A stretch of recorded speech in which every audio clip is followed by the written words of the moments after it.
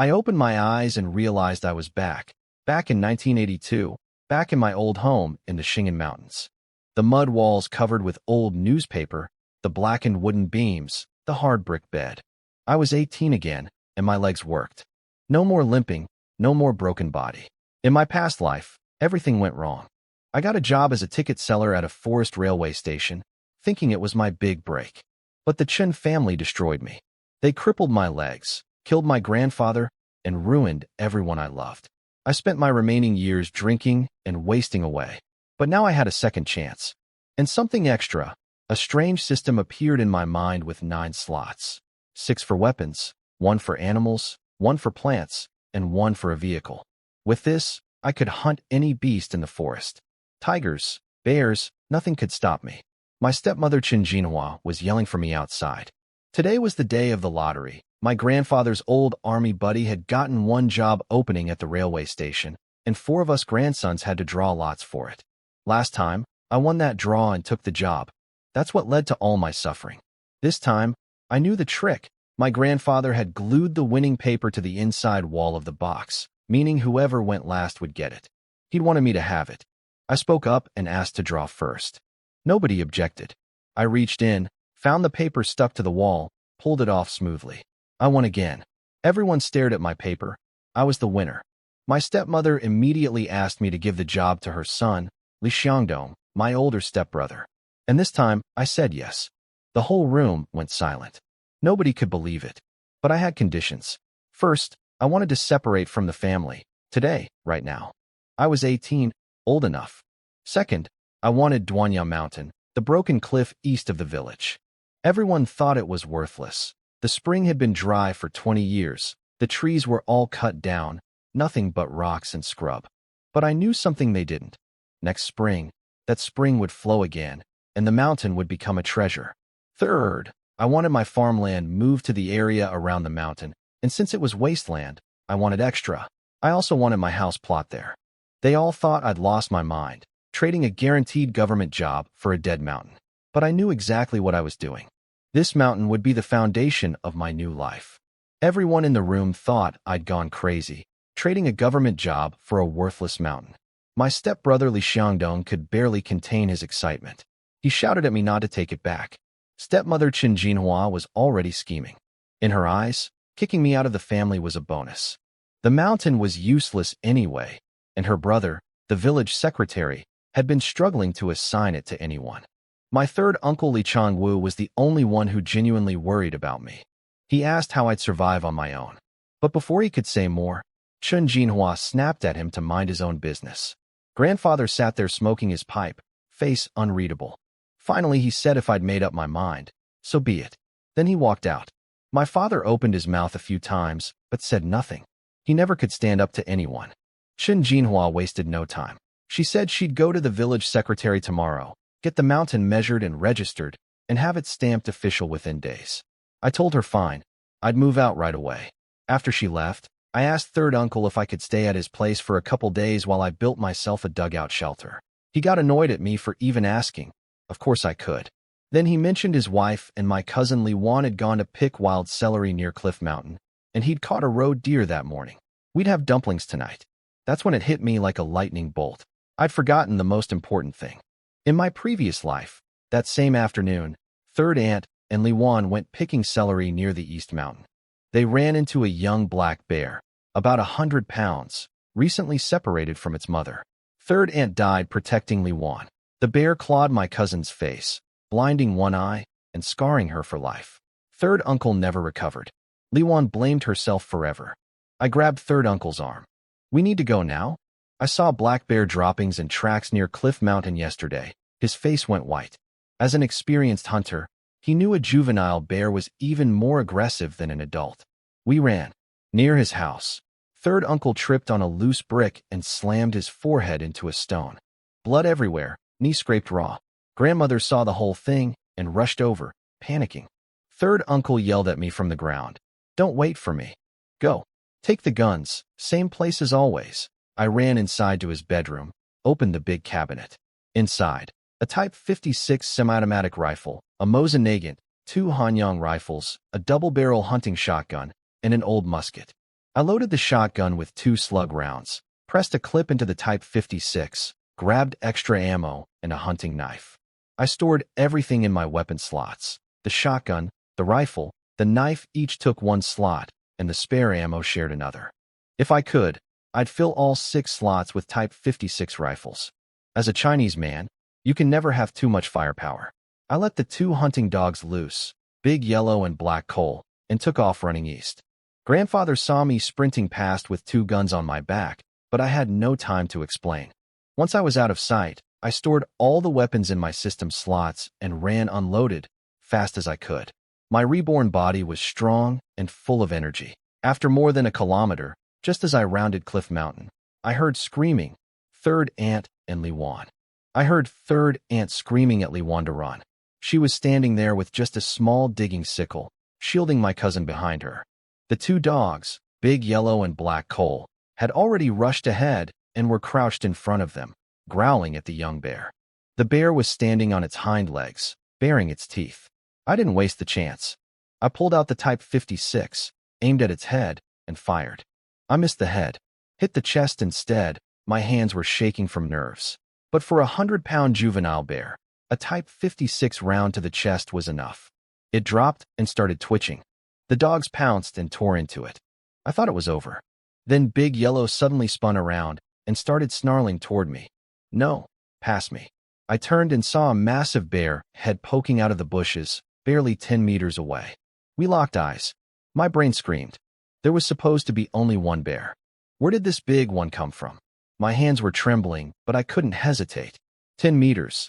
The bear could close that in 2 seconds. I raised the rifle and emptied the entire clip into it. My reborn body was strong enough to handle the recoil, and most rounds hit. When the clip ran dry, I switched instantly to the double-barrel shotgun through my system. 2 thundering blasts. The big bear collapsed mid-charge. I reloaded both guns, keeping my guard up. I handed the shotgun to Third Aunt for watch duty and got to work with the knife. I cut open the small bear first and pulled out the gallbladder, a grass type, small, worth maybe 200 or 300 yuan at best. Then I moved to the big one. I put a safety shot into its head first. You never take chances with a dying predator. When I cut it open and reached inside, my heart sank. The gallbladder was shattered. My bullets had torn right through it. That was 600 or 700 yuan gone. Firepower suppression felt great in the moment, but destroying the most valuable part? Not so great. I shook it off. I had a mountain and a system. There'd be more chances. The big one was a female, close to 300 pounds, with good white fat, tasty meat, not the smelly yellow kind. I cut out both bear hearts and set them aside for drinking later. Fed the dog some organ meat. Hung the rest of the guts on a tree as an offering to the mountain spirit. When I finally sat down exhausted, my cousin Li Wan ran over. "Brother, you're amazing," she said, eyes full of admiration. I looked at all those bullet holes in the big bear and felt my face get hot. Amazing? I'd basically turned it into a sieve and ruined the gallbladder. This was pure spray and pray, nothing skillful about it. But I noticed something. My reborn body learned fast. After those few shots, I was already starting to get a feel for it. The fear was fading.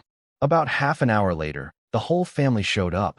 Grandfather, my useless father, second uncle, and third uncle hobbling with a cloth bandage around his knee. Behind them came my little brother Li Xiangtao, only 14, but nearly as tall as me, 190 pounds of raw power wrapped in bronze skin. He was carrying a discarded roof beam on his shoulder like it was nothing.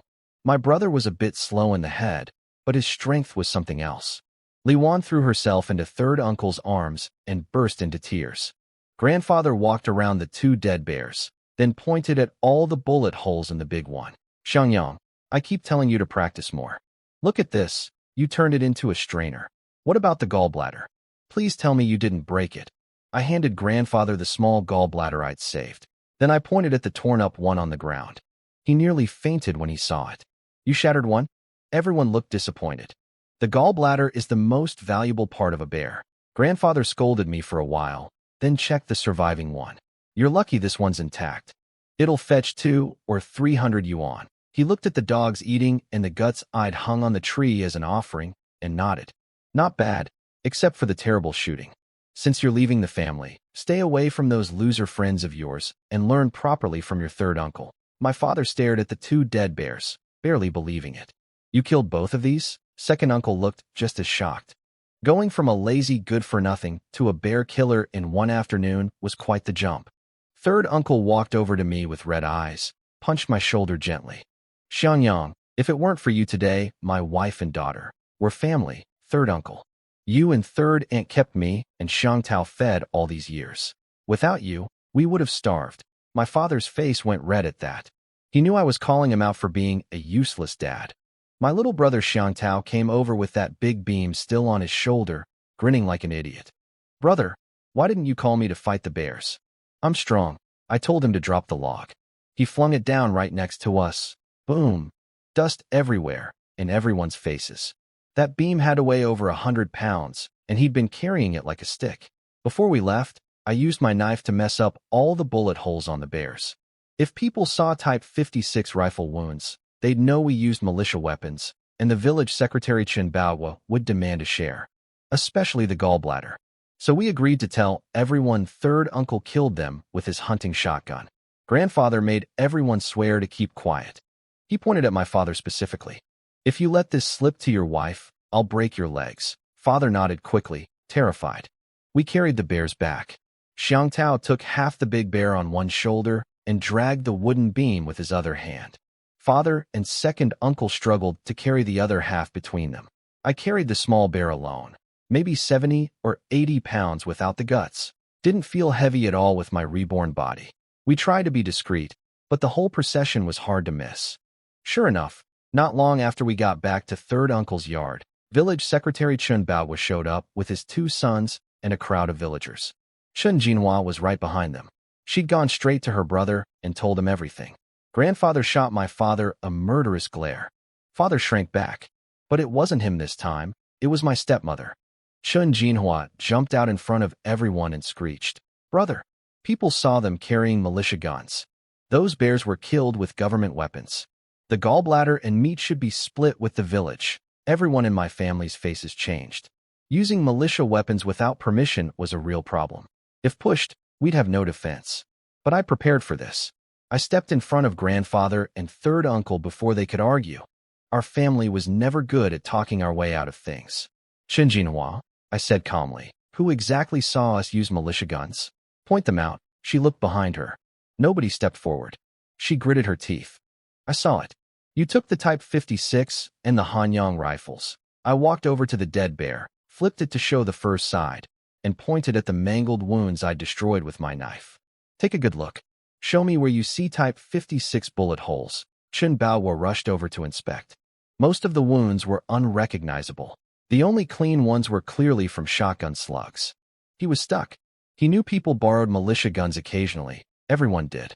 If he made a big deal of it, nobody would be allowed to use them again, including his own family, who had the best Type 56 at their house. Besides, grandfather was his uncle by marriage, and third uncle was the militia captain. Pushing too hard would backfire. Right on cue, third uncle stepped forward. Secretary Chen, the bears had nothing to do with militia guns. But as the old saying goes, mountain fortune shouldn't be kept alone. How about every household in the village gets a pound of bear meat? That flipped everything. The crowd murmured happily. Chen Baowo couldn't argue against free meat for 80 families without looking like the villain. He'd come hoping to grab the gallbladder. Instead, he forced out an ugly smile and agreed. As he turned to leave, I called after him. Secretary Chen, since you're passing the village office, could you announce it on the loudspeaker? Save us going door to door. He paused, said, "Got it," and walked away stiffly. After he left, all eyes turned to Chen Jinhua. Chen Jinhua stood there looking humiliated. She screamed at my father to stop staring and go home after the meat was divided. Grandfather was so angry he walked up and kicked him. 70 years old and still quick on his feet, and father didn't dare dodge. "Look at what you married. Worthless fool," grandfather shouted. I enjoyed watching that. So did my brother Xiangtao, grinning behind everyone. After third uncle finished handing out meat to the villagers who'd tagged along with Chen Baowo, we cut off the bear noses and kneecaps. Those are valuable for medicine. And chopped off the paws too. Grandfather called us all inside to discuss what to do with everything. He lit his pipe, and took a long drag. He caught me staring and laughed. "Want a puff?" I shook my head fast. I'd snuck a few drags before and been dizzy for half the day. Grandfather laid it out. "Keep the small bear for eating. Sell the big bear's remaining meat and the paws at the town supply store before it's spoiled. And since I was the one who saved the family today, all the money from the gallbladder, meat, and paws would go to me." Nobody objected. Right then, the village doctor Liang Songsho showed up. He was a respected man, around 60, who treated locals at cost. He'd come to buy the gallbladder and bear noses for medicine. After examining the gallbladder carefully, he offered 350 yuan for it, plus both bear noses. That was fair. He counted out 35 crisp 10 yuan bills and handed them to Grandfather. Grandfather asked to borrow the doctor's bicycle to take the remaining meat to the town supply store before it went bad. The doctor agreed. I cut a few pounds of good white fat meat and chased after Dr. Liang to give it to him. He refused at first, but I insisted. Every family was getting some anyway. Grandfather handed me the 350 yuan. "Take it. We'll just eat some of the bear meat. That's enough for us." I didn't argue. I needed money badly right now. I told my father to bring me the household registration book. I wanted to go to town and buy a hunting gun. Third uncle immediately offered his own shotgun, but I knew something he didn't. By the end of this year, a shooting incident in a neighboring town would cause every militia weapon in the county to be confiscated and locked in a government warehouse. They'd only be released briefly during harvest, under strict supervision. I needed my own guns. Right now, buying a hunting shotgun was simple. Just bring your household book, get a hunting license, register, and buy. Sports rifles and air guns were even easier, sold as sporting goods. A Type 56 semi-auto was harder for civilians, but possible through the black market. My plan was to buy one gun legally, then pick up a few more quietly on the black market to store in my weapon slots.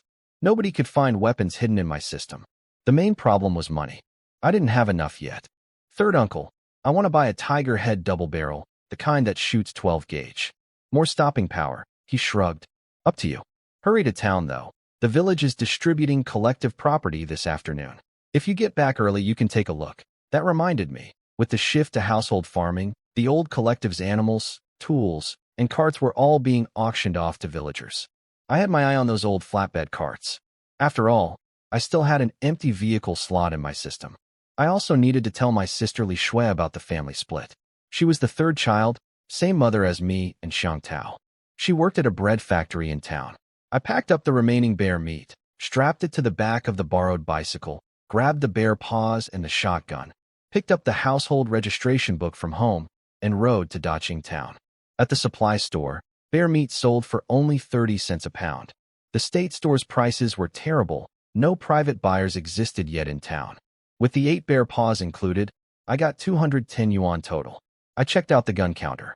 A Tiger Head double-barrel shotgun cost 286 yuan, but required a hunting license I didn't have. Getting one today would take too long. I'd missed the village property auction. Third uncle's shotgun would do for now. The salesgirl, probably being extra helpful because of my looks, pulled out something from under the counter. A Janwei 9 sport rifle, an improved version of the Janwei 8, with a longer barrel and better accuracy. Small caliber, perfect for rabbits and roe deer. Best part, sport rifles counted as sporting goods. No license needed, just sign a register. I almost asked for a Janwei 20, the semi-automatic model I'd used most in my previous life. Then I remembered, that gun hadn't been manufactured yet. It was based on the Browning SA-22, which had existed since 1914. Outside the store, a shifty-looking thin man approached me. A black market gun dealer. He'd been watching me sell that big chunk of bear meat and figured I had money. I kept my hand on my knife, but I was interested. He had various shotguns and could get a Type 56 semi-auto for 1,100 yuan, way marked up from the official 760 because you couldn't buy one without special permits. Then inspiration hit me. Do you have a Browning SA-22? His eyes widened. You know your guns. We actually have one. Came from up north. Brand new. Never fired. He wanted 320 yuan. I bargained down to 280, and he agreed instantly, which meant I'd offered too much. I kicked myself and squeezed 50 free rounds of .22 LR ammo out of him to make up for it, then bought another 200 rounds for 20 yuan. Total of 250 rounds. I assembled the rifle right there. The barrel and stock clicked together perfectly. Same feel as the gun I'd mastered in my past life. This was basically the original version of the Janwei 20 I loved so much. I also stocked up on shotgun ammo, birdshot for small game, buckshot for medium, and slugs for big animals. I discovered all ammo types could share a single weapon slot regardless of caliber. That was a huge bonus. I traded for some ration tickets, then went back inside the store. Bought 4 packs of filtered ginseng brand cigarettes for grandfather and third uncle, and 2 pounds of white rabbit candy. After all that shopping, my 560 yuan had shrunk to about 200. I winced. Old spending habits die hard. In my past life this money was nothing, but in 1982 it was half a year's wages for most people. On the way to the bread factory, I stopped at the town hospital. I sweet-talked the nurses, gave them some candy, and bought 8 nearly new tourniquets for 4 yuan. Perfect material for making slingshots, my other specialty weapon from my past life. At a repair shop, I couldn't resist buying 2 pounds of steel balls for 5 yuan. My ammo slot showed 1,560 balls. Beautiful. At the bread factory gate, the guard wouldn't let me in, so I squatted outside counting ants until my sister came out. Li Shui was almost 170 centimeters tall, with a round face and braided hair. She handed me a bag of reject bread, almost all red bean paste, my favorite. She remembered. Sis, I need to tell you something. I'm splitting from the family. I'm done living with Chen Jinhua. You're splitting from the family? Is Chen Jinhua starving you again? I'll go deal with her right now. My sister Li Shui was furious. I calmed her down and explained I wanted to build a house near Cliff Mountain. She immediately objected. The mountain was barren, too close to the forest, dangerous animals everywhere. When she spotted the rifle on my back, she grabbed my ear and twisted it. You think you're a hunter now? Do you know how many hunters died around our village these past few years? I promised I'd only hunt on the outskirts, and pointed out the gun was small caliber. She relaxed a little, but made me swear not to go deep into the mountains. I asked about her household registration. I needed to know for the land distribution tomorrow. She told me that since her divorce a few months ago, her and her daughter Wanwan's registrations had been moved back to our village. Perfect. The more people in my household, the more land near Cliff Mountain I could claim. Right now that land was dry and worthless, but once the spring started flowing again next year, people would fight over it. She teased me about having money, buying guns, buying village property. I told her about killing the 2 bears and the 350 yuan from the gallbladder. When she heard I'd shattered the bigger one, worth 700 or 800 yuan, she groaned. Then she heard the rifle cost 280 yuan and twisted my ear again. You could use that money to find a wife. What about that Yang Xiaoyu girl? Hearing that name made my blood boil. Yang Xiaoyu. In my past life, she was the one who betrayed me the worst. I shut the conversation down fast. As I was leaving, my sister asked if I'd visit our mother. Mom, Su Yunxiao, was a gentle, soft-spoken woman living at her parents' village, Fengshou, taking care of Li Shui's little daughter. 8 years ago, Chen Jinhua had come back and pushed her out of our home. I told my sister I'd stop by on the way home, and once my house was ready, I'd bring Mom back to live with me. Li Shui didn't believe me. The old me never would have said something like that, but I meant every word. Fengshou village was about 5 miles from our village by mountain road, not far from town. When I arrived, I heard noise coming from the old collective's yard. They were auctioning off livestock too. Same policy, same timing. A cow and a donkey had already been sold. All that remained were a white mare over 20 years old and a skinny 1-year-old mule that nobody wanted. I'd worked at a private horse ranch in my past life, and with my reborn memory boost, everything I'd learned came back sharp and clear. I looked them over carefully. The old mare was past her prime. Horses live about 30 years, and after 20 their strength drops fast. Her coat was dull and messy from neglect, but I could see from her heavy frame that she'd once been a fine northern draft horse. The mule was what really caught my eye. It was a horse mule, born from the mare, sired by a donkey, and despite being starved to the point where every rib showed, its bone structure was exceptional. Only a year old and already over 160 centimeters at the shoulder. Pure white coat, no mixed colors. White mules were rare. Even skinny and neglected, it had a magnificent quality about it. Then I noticed something awful. The village castrator was standing nearby holding a knife, and the mule had a fresh wound. They'd just gelded it. Poor thing, its eyes were wild with fear.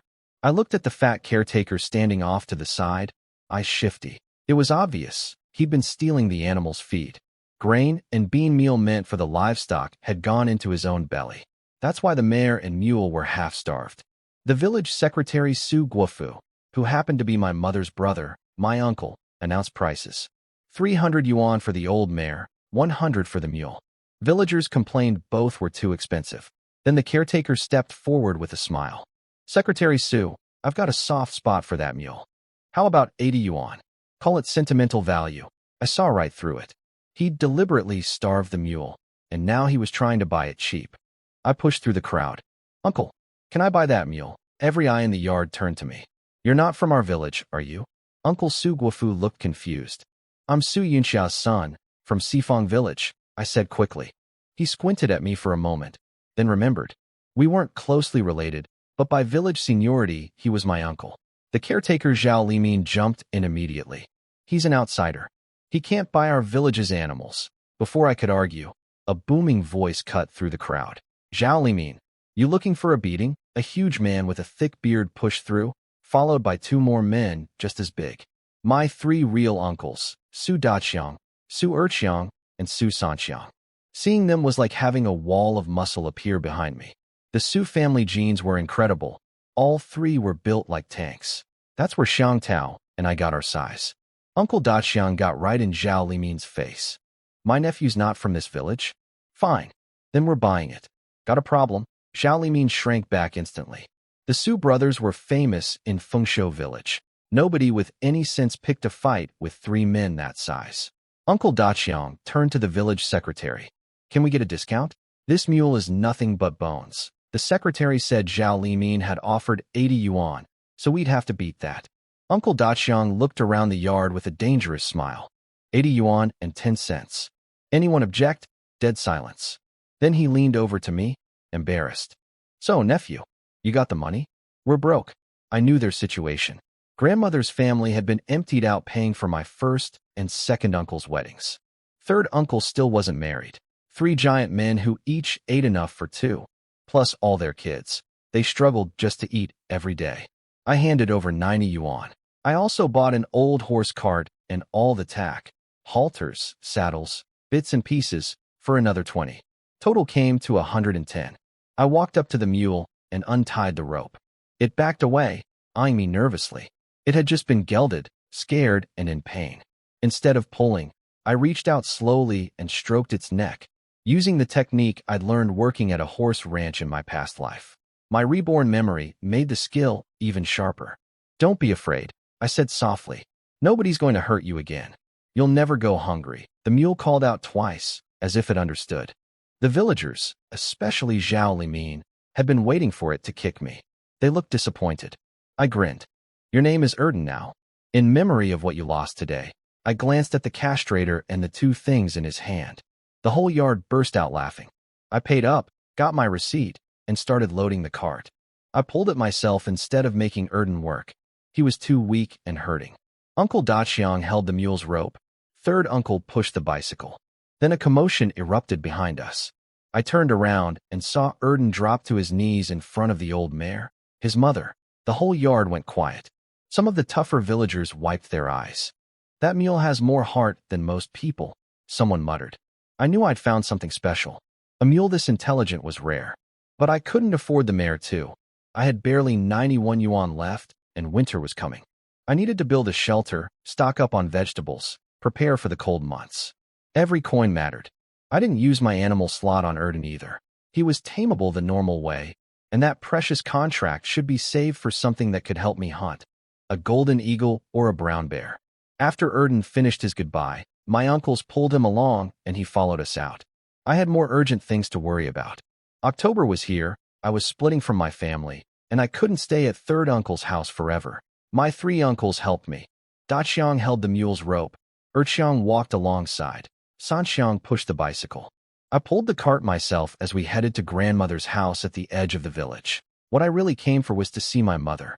When I pushed open the gate, the yard was chaotic. Kids in patched-up clothes running around, chicken droppings everywhere, the faint smell of cooking smoke.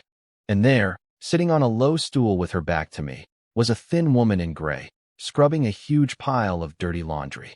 Beside her sat a little girl of 3 or 4 with dry yellowish braids. Wan, my sister's daughter. I could see white hair at my mother's temples. Her back was hunched, her frame so small.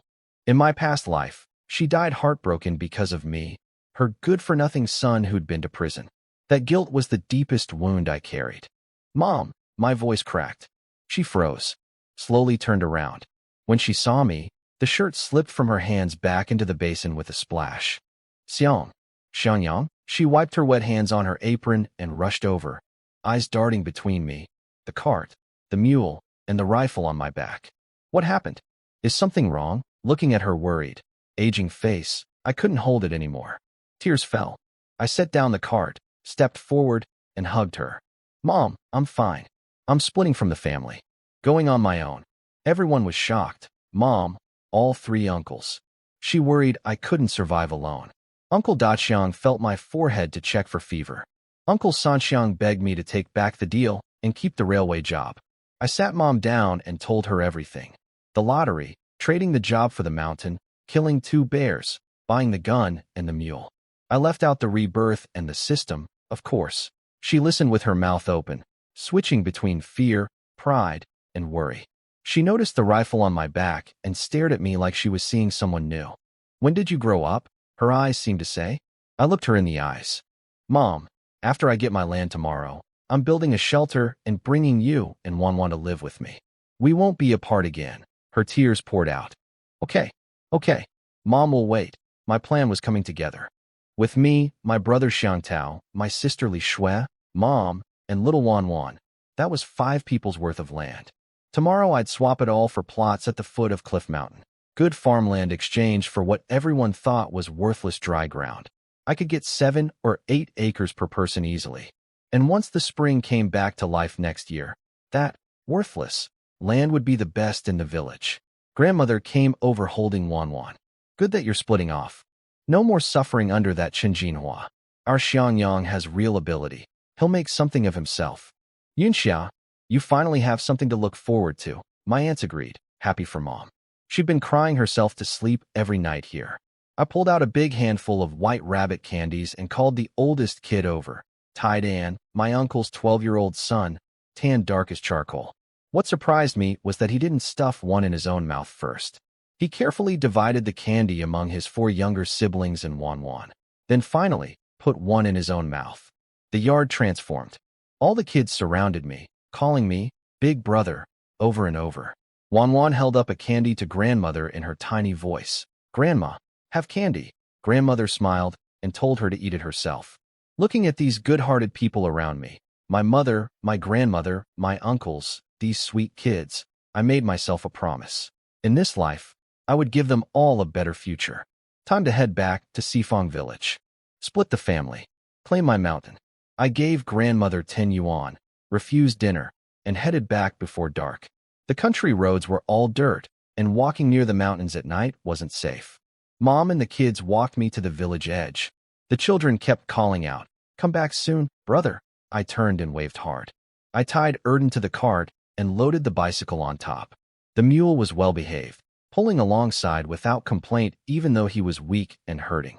With my reborn body's strength and stamina, I managed the walk in about 40 or 50 minutes. I stopped at the village clinic first to return Dr. Liang's bicycle. He looked at Erden and nodded approvingly. Good frame on that mule. Badly underfed, but nurse him back and he'll serve you well. I bought 2 bottles of Beidaking liquor at the village shop, then headed to the Li family house. Chen Jinhua was already screeching when I walked in. Father sat on the heated brick bed, head down, saying nothing.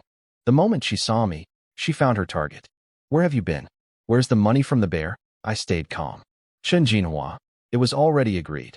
The bear money has nothing to do with you. Let's talk about the family split.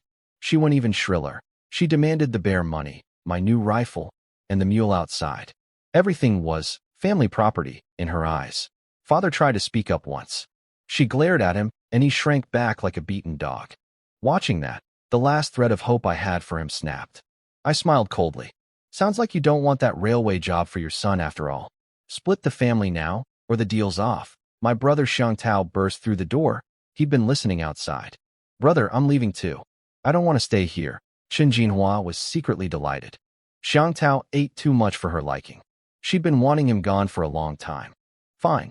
There's nothing in this house that belongs to you too. Pack your bedding and get out. You think you can send us away with nothing? Xiang Tao, go get grandfather. Xiang Tao ran off and came back with grandfather in minutes. Once the old man understood what was happening, he took control. Changming, go weigh out their grain. Per person, whatever they're owed. Chen Jinhua tried to protest. Father, shut up. Grandfather rarely raised his voice at her. He turned to my father. Move. Father scrambled to the storage room like he'd been pardoned. In the end, Xiang Tao and I got 300 jin of corn and 150 jin of wheat. No money. Chen Jinhua had a death grip on the family savings, and father didn't dare breathe a word. That was fine with me. I didn't want to haggle over cash with these people. We went to our cramped little room, rolled up our bedding, packed our few belongings, loaded everything onto the cart with the grain, and walked out without looking back. Grandfather walked with us, smoking his pipe, eyes heavy with complicated feelings. He knew his eldest son's household was broken beyond repair.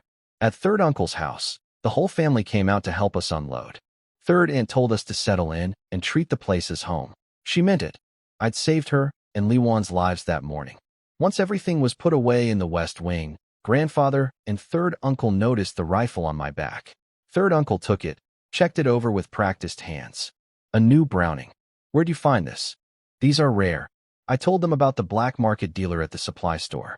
Grandfather leaned in, ran his fingers along the barrel. His eyes went distant. Browning SA, 22. Back on the peninsula, our platoon leader captured one of these. Treasured it like gold. Accurate, quiet, perfect for small game and stealth work. Never thought I'd see one again. I smiled, already picturing myself in the forest with this gun. In my past life I'd mastered this type of rifle, but hunting was banned by then. Now there was no ban. This was the perfect time. After buying the gun and the mule, I had less than 100 yuan left. Whether I'd have a good life from here depended on this rifle. Tomorrow, get my land, build a shelter, and start hunting. That evening, third aunt called us in for dinner. The table was covered with plates of dumplings, wild celery, and roe deer meat filling. There was garlic paste and vinegar on the side. She'd also prepared sliced bear heart, braised in soy sauce and soybean paste. I put the cigarettes and liquor I'd bought on the table.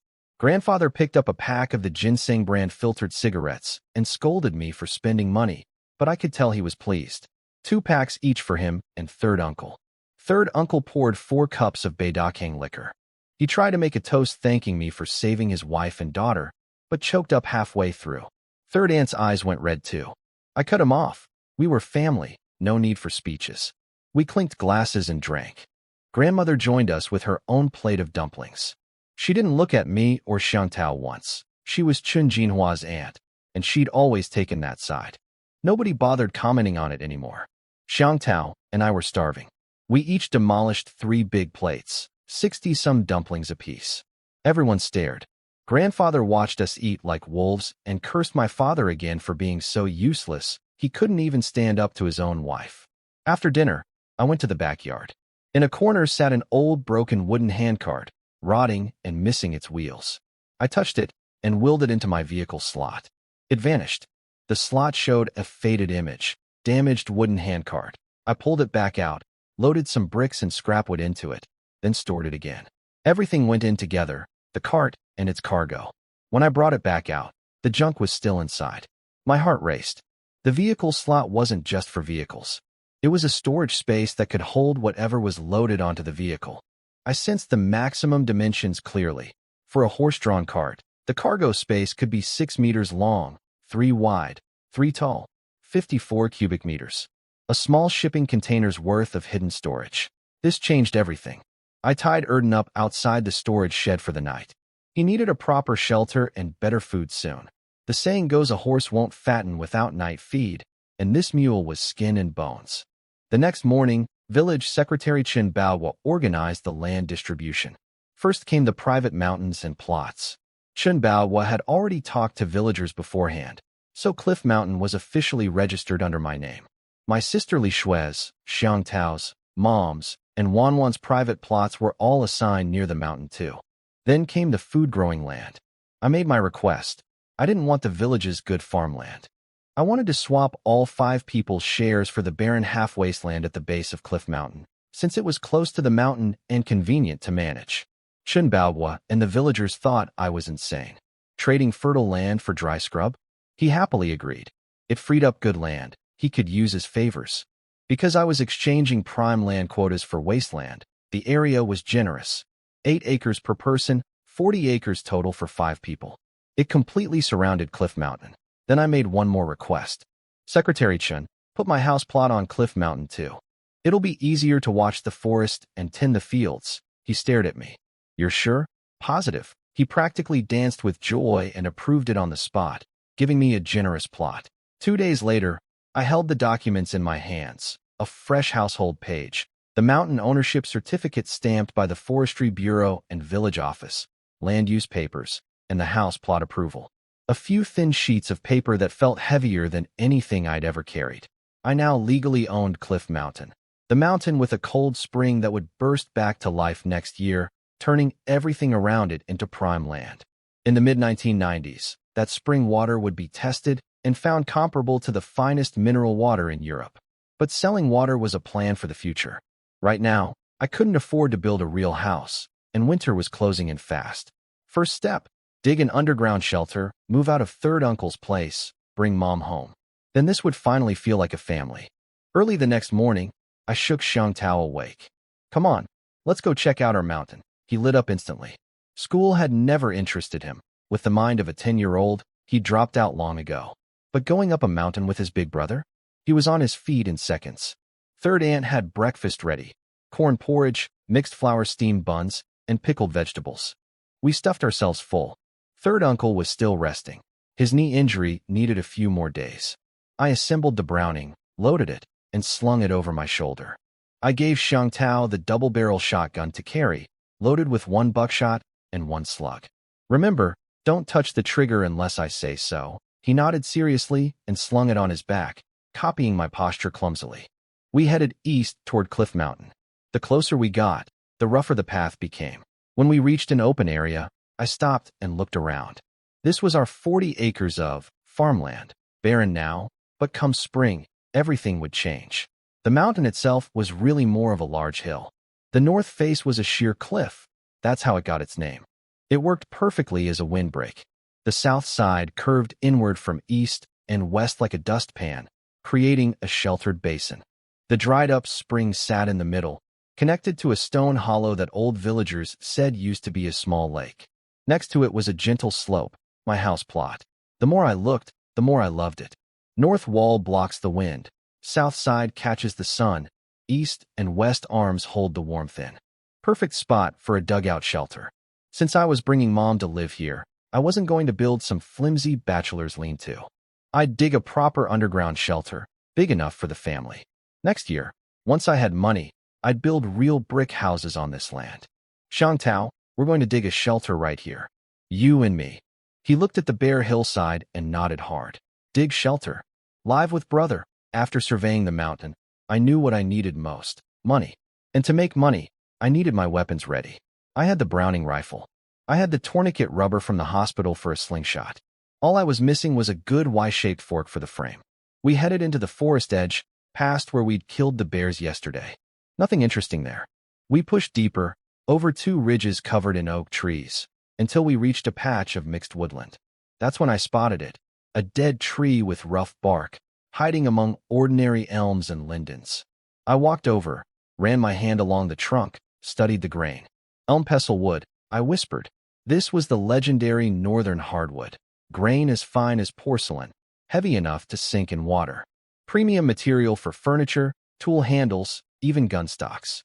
It grew incredibly slowly, taking 30 years to reach usable size. In later decades, it became a protected species, illegal to cut. Most people would walk right past it, mistaking it for a regular elm. This one was 4 or 5 meters tall with a straight trunk as thick as a bowl. Beautiful. I grabbed the axe. Stand back, Xiangtao. The axe bit into the wood with a dull thud, incredibly dense. But my reborn strength made quick work of it. Before long, the tree cracked and toppled into the bushes. It fell. Brother's amazing, Xiangtao clapped. The trunk was excellent timber. I'd save it for later. What excited me most were several Y-shaped forks, perfectly proportioned for slingshots. Even better, this was naturally dried wood. No need to cure it. My luck since rebirth had been remarkable. I also cut 2 side branches, each about 5 feet long, trimmed them into clubs. Dense and heavy, they'd hit harder than any ordinary stick. I gave the thicker one to Xiangtao. If we run into wild animals and can't use the guns, swing this. He grabbed it like a favorite toy and whipped it through the air. The wind whistled. We hid the main trunk in a concealed spot on Cliff Mountain, then headed back to Third Uncle's house carrying our clubs and the Y-forks. Third Uncle was sitting against the sunny wall, bored from resting all morning.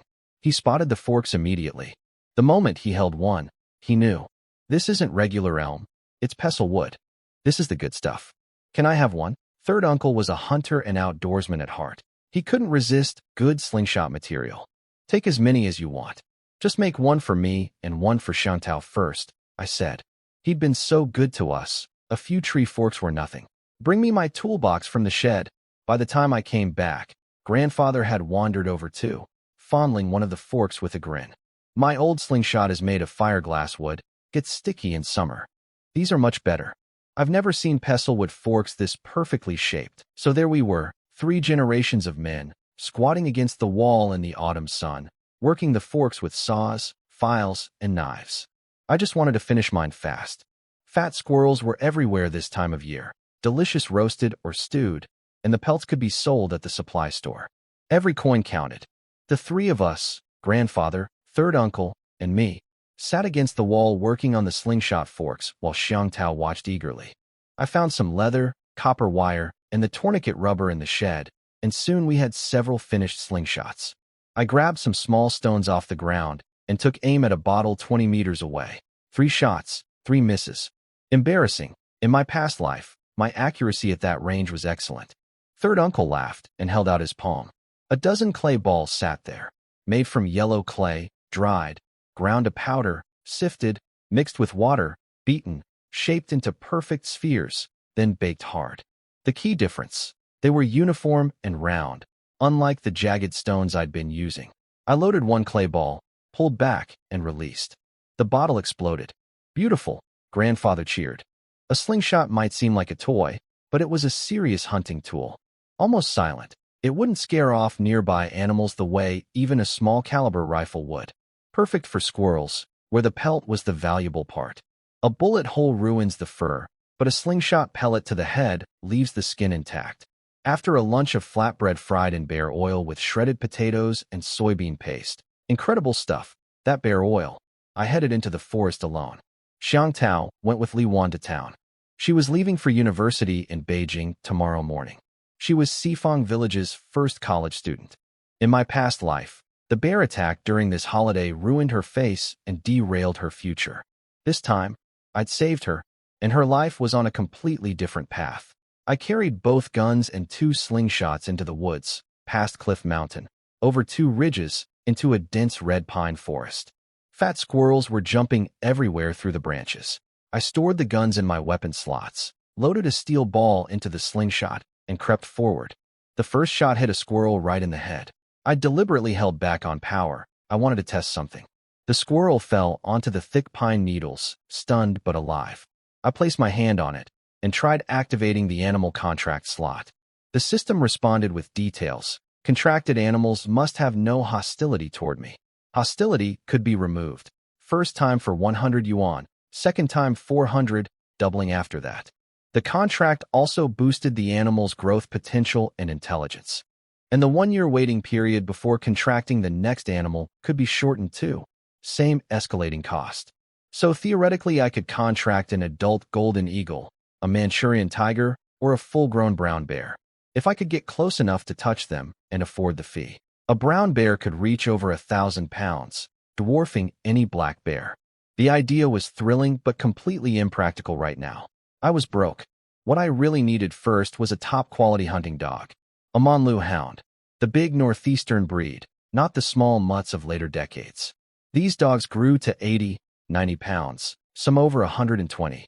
Big-headed, broad-jawed, full-eared, fierce, loyal, cold-resistant. Third uncle's 2 dogs were manless, but they were getting old. I'd ask him to help me find a good young one nearby.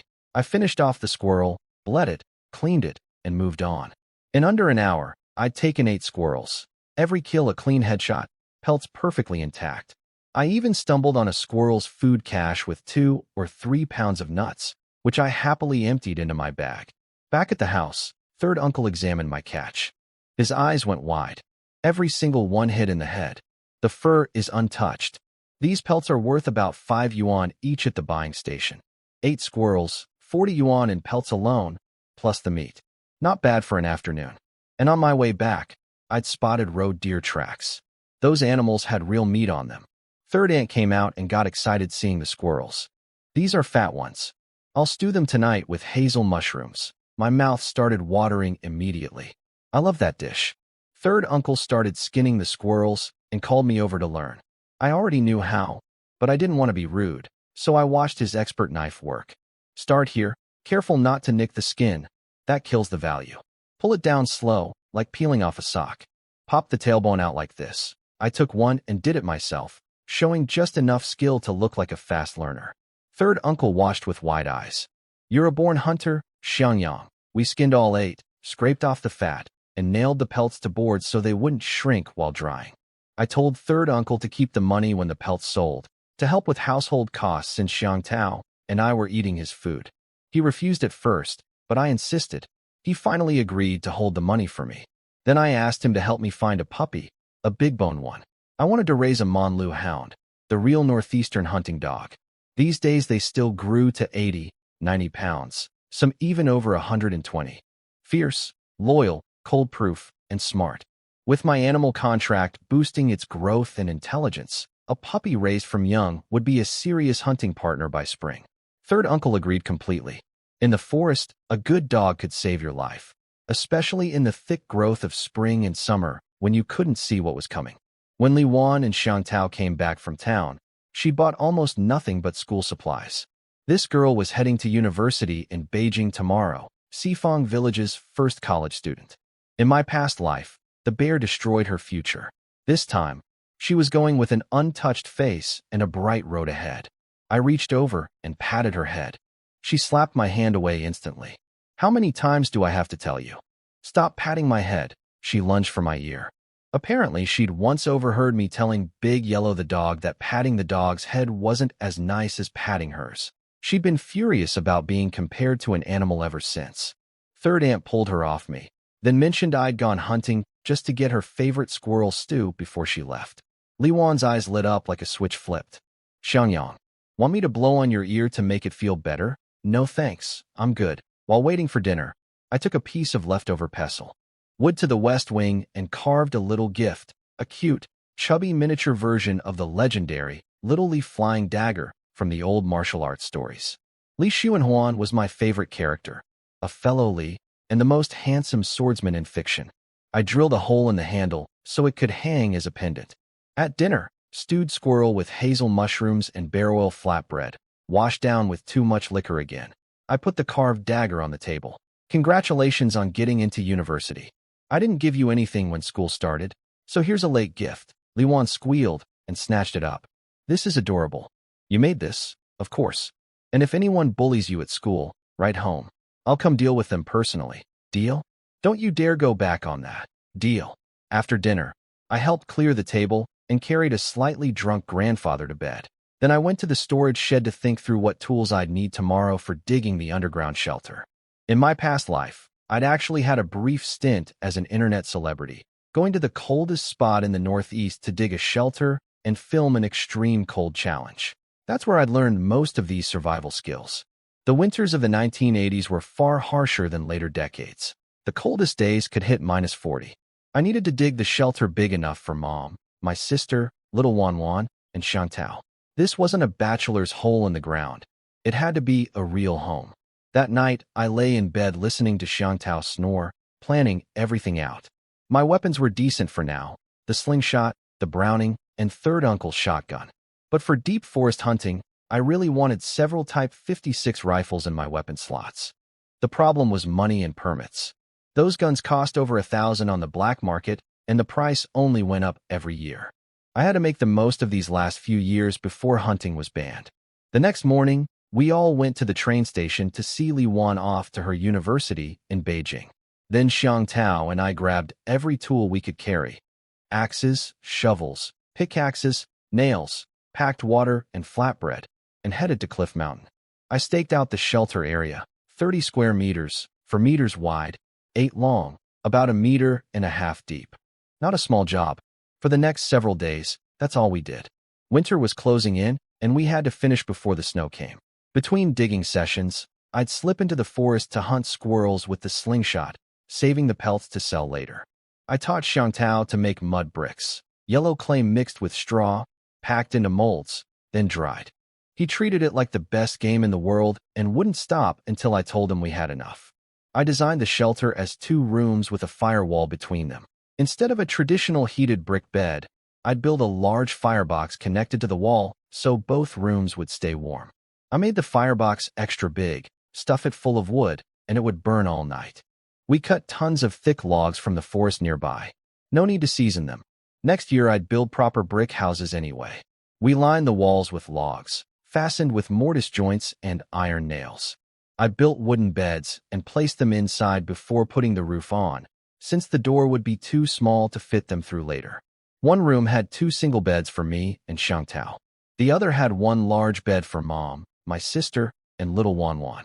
The roof was thick logs laid side by side, with fireproofing around the chimney area. I sealed everything with layers of yellow mud mixed with grass, plastic sheeting, more mud, woven reed mats, and a final thick coat of mud on top. Third uncle watched me weave those reed mats and wondered out loud if there was anything I couldn't do. Both rooms had small doors facing south, and I'd even installed glass windows. We built a cooking stove connected to the firewall so the smoke would heat both rooms. Erden the mule was healing well, wandering around the yard, noticeably fatter after days of proper feeding. Last came the fence, essential since we were out in the wild, away from the village. We buried thick logs over 1 meter deep, connected them with crossbeams, and wired everything tight. Wood was free, but the iron wire and nails ate up nearly all my remaining cash. Third uncle guessed I was broke. He gathered up all the squirrel pelts I'd been collecting and handed them over for me to sell. Money really did flow like water. The shelter was basically done, beds padded with dried grass, just needing blankets on top. But winter was almost here, and I had nothing prepared beyond the grain from the family split. No winter vegetables, no supplies, no money. That's when I remembered something third uncle had mentioned in my past life. A spot not far from the village where someone had once found wild ginseng. It wasn't the right season for harvesting, the quality would suffer, but I was too broke to care about that. If I couldn't find ginseng, I need to hunt something big, fast. Otherwise I couldn't even feed myself, let alone bring Mom and the others home. Tomorrow, I'd go looking for ginseng. Building the shelter had eaten through almost all my money. Nails, plastic sheeting, bits and pieces, it all added up. The squirrel pelts helped, but not nearly enough. Winter was coming fast, and I had nothing prepared. I remembered something third uncle had said in my previous life, after a few drinks. Someone had found wild ginseng on the shady slope of Old Black Mountain, a 30 or 40-year-old root. Third uncle had searched for it several times and never found it. October wasn't ideal for ginseng hunting. The leaves were yellow and dying, blending into the dead undergrowth. But I was broke and had no choice. Early that morning, I grabbed Xiang Tao, the shotgun, oil flatbread, some wild garlic, and borrowed big yellow and black coal from third uncle. Going into the mountain to look for something to sell, I told him. He tried to talk me out of it. Better to wait for snow when animals leave tracks, and you can see further. He even offered to lend me money, but I insisted. I almost forgot. I needed deer bone picks for digging ginseng without damaging the roots. Third uncle had 3 and handed them over with a smile. Good luck finding ginseng this time of year. We crossed 5 ridges to reach Old Black Mountain.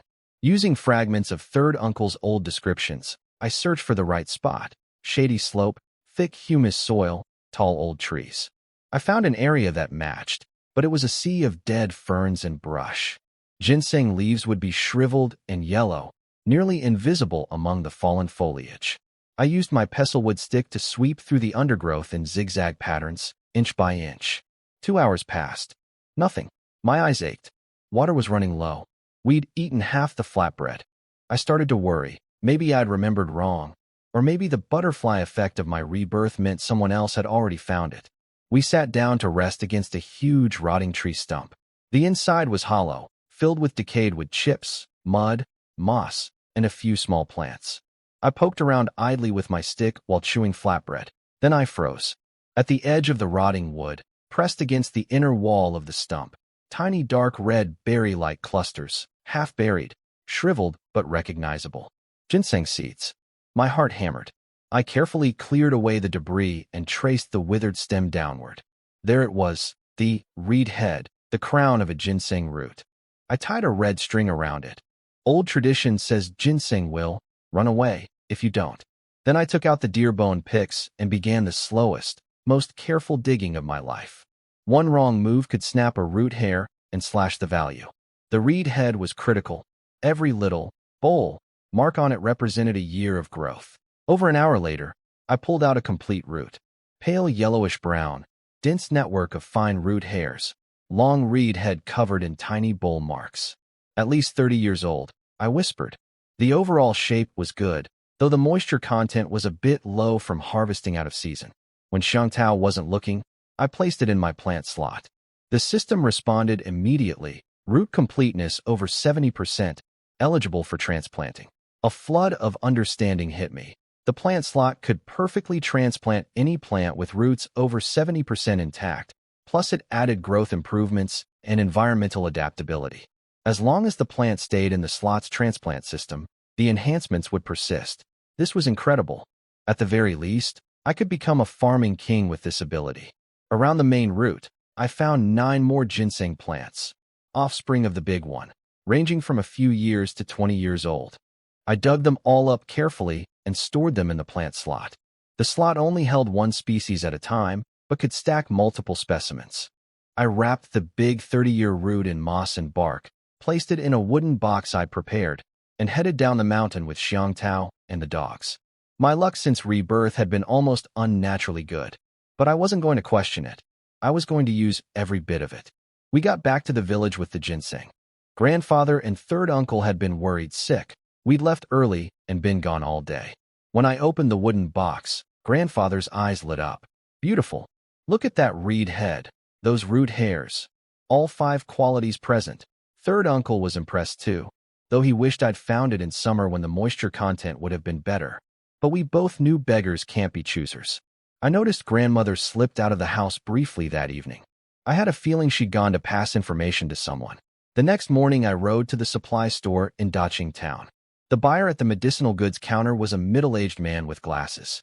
He examined the ginseng carefully, counting the bowl marks on the reed head, checking the shape, pinching the root hairs.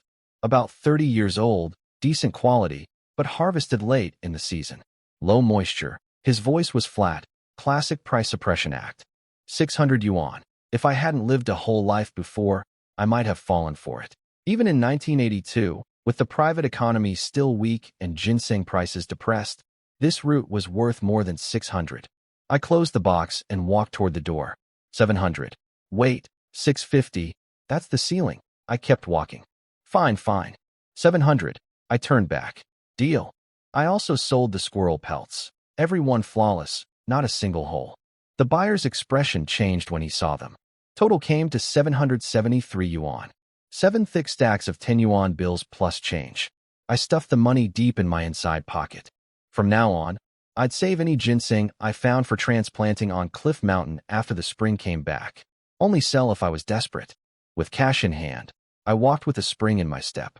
I bought supplies, nails, roofing felt, an iron pot, shovels, pickaxes, and other necessities. In a quiet spot, I pulled out my broken handcart from the vehicle slot, loaded everything in, and stored it all back. Near the village, I took the items out and carried them by hand. Back at third uncle's house, he pretended to be annoyed. Why'd you buy shovels and pickaxes? Just use mine. I told him I couldn't keep borrowing forever. I was about to tell him and grandfather about selling the ginseng when 3 men swaggered into the yard. The leader was Du Yujiang, tall, thin, squinty-eyed, cigarette dangling from his lip. The village's top troublemaker. Behind him were his two lackeys, Lai Batzi and Huang Mao. This was embarrassing. In my old life, Du Yujiang, Chen Chong, and I had been known as the three plagues of Sifeng village, not my proudest legacy. Du Yujiang grinned his oily grin. Hey brother Xiangyang, heard you've been making money lately. Bear gallbladders, ginseng, not bad. Thing is, me and the boys are a little short on cash. We're practically starving. How about helping out some old friends? His two thugs snickered and let their eyes roam around the yard. Third uncle shot to his feet. Du Yujiang, you trying to extort people? Get out. Du Yujiang didn't even look at him. Oldly 3, this is between me and Xiangyang. Then he leaned toward me, voice dropping. Be smart about this. I saw you at the supply store this morning. Sold that ginseng, didn't you? Hand over some cash. Everyone keeps face. Otherwise, mountain paths can be slippery. Houses out in the wild aren't always safe. You know what I mean? Naked threats. I looked at his disgusting face and smiled. A cold smile. Help you out. I stepped forward until I was less than a meter from his face. Du Yujiang, what exactly are you? You think you deserve my money? His expression changed. He hadn't expected this. Listen carefully, I said, low and steady, each word landing like a hammer. My money has nothing to do with thieving, freeloading scum like you. Never did. Never will. You want to take something from me? Come try. If you think you're tough enough. I let my gaze sweep over Lai Batzi and Huang Mao. Whatever they saw in my eyes made them both step back. Now get out of my uncle's yard. Right now. And if you ever set foot here again, or even think about threatening my family, I promise you'll wish you'd never been born. The intensity that came off me in that moment. It wasn't an act. In my past life, I'd walked into the Chen family compound ready to die. That kind of recklessness, that total disregard for my own life, left a mark on my soul. Du Yujiang and his two lackeys felt it. All 3 flinched. Du Yujiang's face went dark. He looked at my build, then at third uncle gripping an axe, then at Xiang Tao standing nearby. The kid who could toss a 100-pound beam like a toy. The math wasn't in their favor. He crushed his cigarette on the ground. Finally, Xiangyang. We'll see. Then he slunk away with his 2 dogs trailing behind. Third uncle spat after them and told me to watch my back. I nodded. These types held grudges. This made me even more determined to get Mom, and the others moved in quickly. I needed my own territory, my own base. That afternoon, I borrowed a cattle cart from a neighbor and rode to Fengshou village to get Mom. She was washing laundry again, and when I checked, none of it was even hers or Wanwan's. She was doing her sister's-in-law's washing. The woman was too kind for her own good. She hesitated at first, worried about being a burden. But I insisted. She agreed. Little Wanwan clung to my neck on the cart ride home, asking in her tiny voice, Uncle, where are we going? To our home. Yours, mine, Mom's, and Grandma's. Will there be meat? My heart nearly melted. As much as you want. We made it back before dark and spent one last night at third uncle's. He and third aunt prepared a full table of dishes to welcome Mom.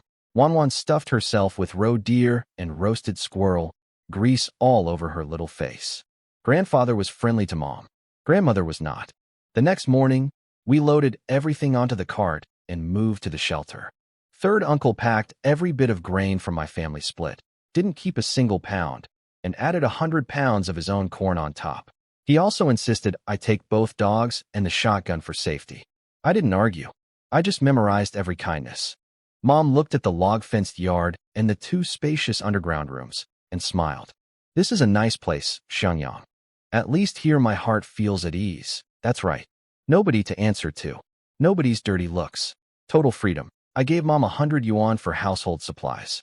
She refused 3 times before accepting. Wanwan and Xiang Tao chased each other around the yard. I led Erden into his shed and filled his trough. Having Mom and Wanwan here finally made this place feel like a real home. Then third uncle came by with news that made my pulse jump. That dog you wanted. I found one. Down in Showa village, old sharpshooter Wang Zhen's place. His hunting dog was the best around here. She had just 1 pup last winter, a single birth, which means the pup got all the milk. For months old, big-boned, brave, already half-trained. Sounds perfect. What's the catch? Third uncle sighed. Few days ago, Wang Zhen took the mother dog into the mountains chasing wild boar. They ran into a big lone boar. The dog charged too hard, got gored open. Didn't make it. Wang Zhen fell into a gully trying to save her, broke his leg. Now he's heartbroken, doesn't want the puppy around anymore. Reminds him too much. I felt sorry for the old hunter, but my interest in that pup was burning. A single birth dog with that kind of bloodline, 4 months of dedicated training, good frame, good courage, that was 1 in 100. After the trouble with Du Yujiang, I needed a fierce, loyal dog more than ever. For guarding the homestead and for hunting deep in the forest. Most importantly, my animal contract slot was sitting empty. With the system's growth boost and intelligence enhancement, this pup could become something extraordinary. It was time to go see that dog. Third uncle, let's go now, before someone else gets there first. I grabbed my money and we headed straight for Xiaohua village. I made a mental note to buy a bicycle. Walking everywhere was killing me. Third uncle told me about the dog's owner along the way. Wang Zhen, an old sharpshooter, stubborn but honest, loved his dogs deeply. His yard was clean but worn down. Wang Zhen sat outside, a dark-faced man in his 50s with a bandaged leg, smoking in silence. At his feet lay a yellow pup with a glossy coat. My heart eased. The dog was still here. We were first. The pup wasn't fat, but its frame was massive. Thick legs, half-standing ears, small sharp eyes full of alertness. The moment it saw us, it stood up growling, positioning itself between us and its master. Good dog. I knew it instantly. Third uncle made introductions and got straight to the point. Wang Zhen looked down at the pup, pain and reluctance battling in his eyes. Dog's good. Mother was a lead dog, father was top grade. This pup's got spirit and courage. But it's cursed, killed its mother, crippled me. He tapped his ruined leg bitterly. I crouched down slowly. Wang uncle, the mother died protecting you. That's not a curse, that's loyalty. If you'll let me have this pup, I swear I'll treat it right. The pup watched me, nose twitching, but didn't retreat or snap. Good sign. Wang Zhen studied me carefully. 30 yuan. Not a cent less? I asked to examine the dog first. He agreed. I knelt down and went through everything I'd learned about dog evaluation in my past life. Thick eyelids, small eyes, high brow ridge, dark red eye coloring, spotted tongue, tile-shaped nose, wide chest, straight back, curled tail. This pup checked nearly every box for a premium manhwa hound. I lifted it by the scruff, its back arched, and it growled softly. Perfect response. 30 yuan for a half-grown dog was expensive in 1982, but this was worth every cent. Just as I reached for my money, the gate crashed open. Wang, old man. Heard you're selling a dog. Du Yujiang swaggered in with 4 guys behind him, including Zhao Zhiming and Yu Xiaodong. My blood went cold. This pest again. He spotted me and smirked. Well, Li Xiangyang. You want this dog too? How about this? Whatever he's paying, I'll add 10. Wang Zhen's face twisted with disgust. He clearly knew Du Yujiang's reputation. I'll give 40, Du Yujiang announced, grinning at me. Come on, rich boy. Keep bidding. The pup started barking furiously at Du Yujiang's group, baring its teeth. Even the dog could sense what they were. I held back third uncle and stayed silent, watching Wang Zhen. It was his call. The old hunter looked at Du Yujiang's smug face, then at me, then down at his pup snarling at the intruders. He let out a cold laugh. Du Yujiang, your money's too dirty. I won't sell to you. Du Yujiang's grin froze. You ungrateful old bastard. Wang Zhen grabbed the shotgun leaning against the wall. Even with a busted leg, the old hunter's ferocity exploded like a lit fuse. Get out of my yard. One more word, and I'll put a hole in you. Try me. Du Yujiang knew this man. A widower with nothing to lose and a temper like dynamite. Word was his son-in-law was a cop in town, too. Not worth the risk. You'll regret this. Both of you. He jabbed his finger at us, then retreated with his pack, cursing all the way out. The yard went quiet. Wang Zhen set down the gun, breathing hard. He looked at me. 30 yuan. Take the dog. Treat it like family. If I ever hear you've mistreated it or used it for anything bad, I'll come find you. Leg or no leg. I pulled out 3 10 yuan bills and handed them over with both hands. Wang uncle, you have my word. And if you ever need anything, just send word. He fastened a collar on the pup, tied a rope to it, and placed the end in my hand. Then he turned away. Take it and go. The pup looked at me, then back at Wang Zhen's turned back and whimpered softly. It understood what had just happened. Then it pressed its head into my palm. Let's go, little guy. Once we were on the road and out of sight, I placed my hand on the pup's head and activated the animal slot. Manlu hound, large native dog. Male, 4 months old, no hostility, eligible for contract. Contract? Contract. The system updated instantly. Manlu Hound, male, 4 months, constitution enhanced, intelligence boosted. I felt a connection form between me and the pup. Faint but real, like an invisible thread. I named him Lifu. Fortune comes. If I was going to spend this life chasing money, might as well have a lucky dog. Lifu, I called. He barked once in response, already answering to it. Third uncle was still shaken from the scene at Wang Jin's place. Du Yujiang won't let this go, Xiangyang. Watch yourself. I knew he was right. These people were the jealous type, terrified that someone from their own circle might actually succeed. I'd been one of them until my rebirth. Now that I was killing bears and digging ginseng, they couldn't stand it. Lifu trotted beside me, nervous at first, then sniffing everything with curiosity. But his tail never fully relaxed, always alert. Good instincts. Sure enough, less than 2 miles down the road, at a blind curve between 2 dirt slopes, 3 figures stepped out and blocked our path. Du Yujiang, Zhao Zhimeng with an arm-thick wooden club, Yu Xiaodong leaning on the hillside, holding a short knife. Du Yujiang sneered through his cigarette. Well, our big shot Li Xiangyang. Bought the dog, did you? He eyed Lifu and licked his lips. Nice and plump. Perfect for a dog meat hot pot. Getting cold out, some chili, some dog stew, his goons laughed. Yu Xiaodong waved his knife. Be smart. Leave the dog. Hand over your cash, and you can pass. Otherwise, third uncle went red with fury and stepped forward. You think you can rob people in broad daylight? Shut up, old Li 3. This is between us and your nephew. Lifu lunged forward, planting himself in front of me, spine bristling, baby teeth bared, growling like a dog twice his age. 4 months old and already protecting his master. I patted his head. Good boy. I said nothing. Just watch them perform. Du Yujiang mistook my silence for fear. He swaggered closer. What? Scared stupid. Hand it over before I moved. My right hand swept behind me and came back holding the Browning SA-22, pulled from my weapon slot faster than any of them could process. Click. Safety off. The black barrel pointed straight at Du Yujiang's face.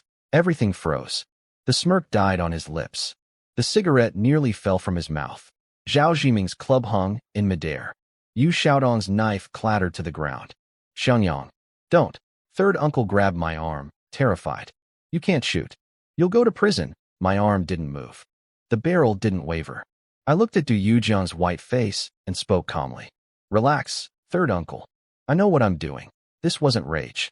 This was absolute confidence in the marksmanship I'd spent a lifetime perfecting. A .22 round didn't have much stopping power, but at 5 or 6 meters, it was surgical. Du Yujiang's voice cracked. You wouldn't dare? Killing someone is a crime. Wouldn't dare? I smiled, cold as frost. You're standing here with clubs and knives, robbing people on a public road. If I shoot, it's self-defense. Even if I killed you, the law would be on my side. Who's robbing anyone? Zhao Zhiming shouted, though his club was already drooping. I raised the barrel slightly, from Du Yujiang's forehead to the crumpled green army cap on his head. First shot, your hat. Bang. The cap flew off his head like a ghost yanked it, landing in the dirt several meters back. A clean round hole punched through the brim. Du Yujiang screamed and slapped his hand on top of his bare head. I adjusted the barrel a fraction. Second shot, your cigarette. Bang. The cigarette snapped in half at his lips, sparks scattering. He yelped and jerked his hand away. The butt hit the ground still smoldering. He stood frozen, drenched in cold sweat. I lowered the barrel slowly. Down past his chest. Down past his belt. Aimed right between his legs. Third shot, I said, my voice barely above a whisper. Next time you come after me or my family. Bang. The bullet flew past Du Yujiang's crotch by less than 3 centimeters and slammed into the dirt slope behind him. He screamed like a slaughtered pig, collapsed to the ground, and wet himself. His face was white as paper, eyes empty with pure terror. Zhao Zhiming and Yu Xiaodong had already dropped their weapons. They stood shaking like leaves, frozen in place. They'd never seen anything like this, someone who actually pulled the trigger, and with terrifying accuracy. I lowered the gun. Get out. That broke the spell. The two scrambled over, hauled up the limp, soaked Du Yujiang, and ran without looking back. They couldn't get away fast enough. Third uncle let out a long breath, his own back drenched in sweat. That was too risky, Xiangyang. With people like them, talking doesn't work, I said calmly. You have to scare them so badly they never come back. Trust me. Today saved us from 100 future problems. He opened his mouth, then just sighed. He knew I was right. Those 3 shots did more than any beating ever could. Du Yujiang would probably go weak in the knees just hearing my name from now on. Back home, third uncle couldn't help telling grandfather everything. I expected a scolding. Instead, the old soldier's eyes flashed sharp. Xiangyang did right, he said, tapping his pipe. With thugs like that, when reason fails, you show force. He fired warning shots, didn't hurt anyone, and they attacked first with weapons. That's self-defense. We're in the clear no matter who asks. He straightened his back. Tell Xiangyang to focus on his mountain and his dog. As long as he walks straight and doesn't bully anyone, I've got his back. I'd like to see who dares touch my grandson. That meant a lot. Grandfather had military honors, connections, and respect in this area. With him behind me, I had a real foundation in this village. Grandfather checked out Laifu too, examined his frame, chest, paws, ears. Good dog. Wide bones, deep chest, big paws, bright eyes. Wang Zhen knew how to raise dogs. 30 yuan was a bargain. Raise him well. He'll be a fine hunter and guard. Laifu sniffed grandfather's pant leg and wagged his tail. Even he could sense the old man was a friend. At the shelter, a bicycle was parked outside. My sister had come to visit. Wanwan spotted Laifu first and toddled over shrieking. Doggy. Little doggy. No fear at all. Xiang Tao came charging over too, wanting to grab the pup. Laifu hid behind my legs. Xiang Tao's massive frame was intimidating for a 4-month-old puppy. I knelt down. Laifu, this is Wanwan, this is Xiang Tao. They're family. Protect them. He relaxed gradually. Soon all 3, the little girl, the giant teenager, and the puppy, were playing together in the yard, their laughter echoing off the hillside. Mom came out, saw the scene, and smiled. This was starting to feel like a real home. Inside, my sister Li Shui had been cleaning and organizing. The shelter looked proper now, simple but tidy, pots and pans in place, a real home feeling. Over lunch of corn flatbread and cabbage stewed with glass noodles, Mom brought up something important. Winter's almost here, and we have no vegetables stored. We'll be eating nothing but pickled cabbage scraps. She was right. Tomorrow I'd go buy potatoes, squash, radishes, cabbages, and big clay jars for fermenting sauerkraut. But first I needed to dig a root cellar to store everything. After lunch, Xiang Tao and I went straight to work on a nearby slope. He swung the pickaxe, I shoveled. Laifu ran circles around us, occasionally digging a pawful of dirt, more hindrance than help, but it made everyone laugh. I was also thinking about the wild fruit still ripening in the forest, kiwi berries, black dates, all kinds of things. I wanted to gather a stockpile for winter snacking before the snow buried everything. The clock was ticking. Winter in the Xing'an Mountains waited for nobody. The root cellar had to be big. Our family ate a lot, especially me and Xiang Tao. We dug over 3 meters deep, with a side chamber for extra storage, supported by thick wooden beams and covered with roofing felt and dirt. Then I realized Erden needed better winter shelter too. That grass lean-to wouldn't cut it when the mountain winds hit. So we dug him his own little underground stable, 4 meters square, 2 meters deep, with a sloped ramp for entry. I lined the floor with thick dried grass. When I let him in, he sniffed around, walked straight to the grass corner, and laid down with a contented snort. A horse or mule only lies down when it feels completely safe. Erden had accepted his new home. By the time we finished, the moon was high. I was exhausted but satisfied. We had a livable shelter, a vegetable cellar, and even Erden had his own room. Mom and my sister had hot water waiting. That night in bed, listening to Xiang Tao snore, Laifu's alert barks outside mixed with big yellow and black coal's calls. I felt truly at peace for the first time since my rebirth. Behind me was Cliff Mountain. Before me, 40 acres of wasteland waiting for spring to transform it. My sister left before dawn for work at the bread factory. She'd been noticeably happier since Mom moved here. Even a dugout shelter felt like home when you were with family. Today's mission, stock up for winter. I borrowed the neighbor's ox cart and drove 20 miles to Daqing town. Bought 6 enormous ceramic pickling crags, each taller than half a person. Plastic sheeting, cloth for sealing, coarse salt, Sichuan peppercorns, star anise, sugar, and 2 bottles of Beidakang liquor. Loading 6 giant crags onto an ox cart was nerve-wracking. I drove back at a crawl, terrified of breaking one.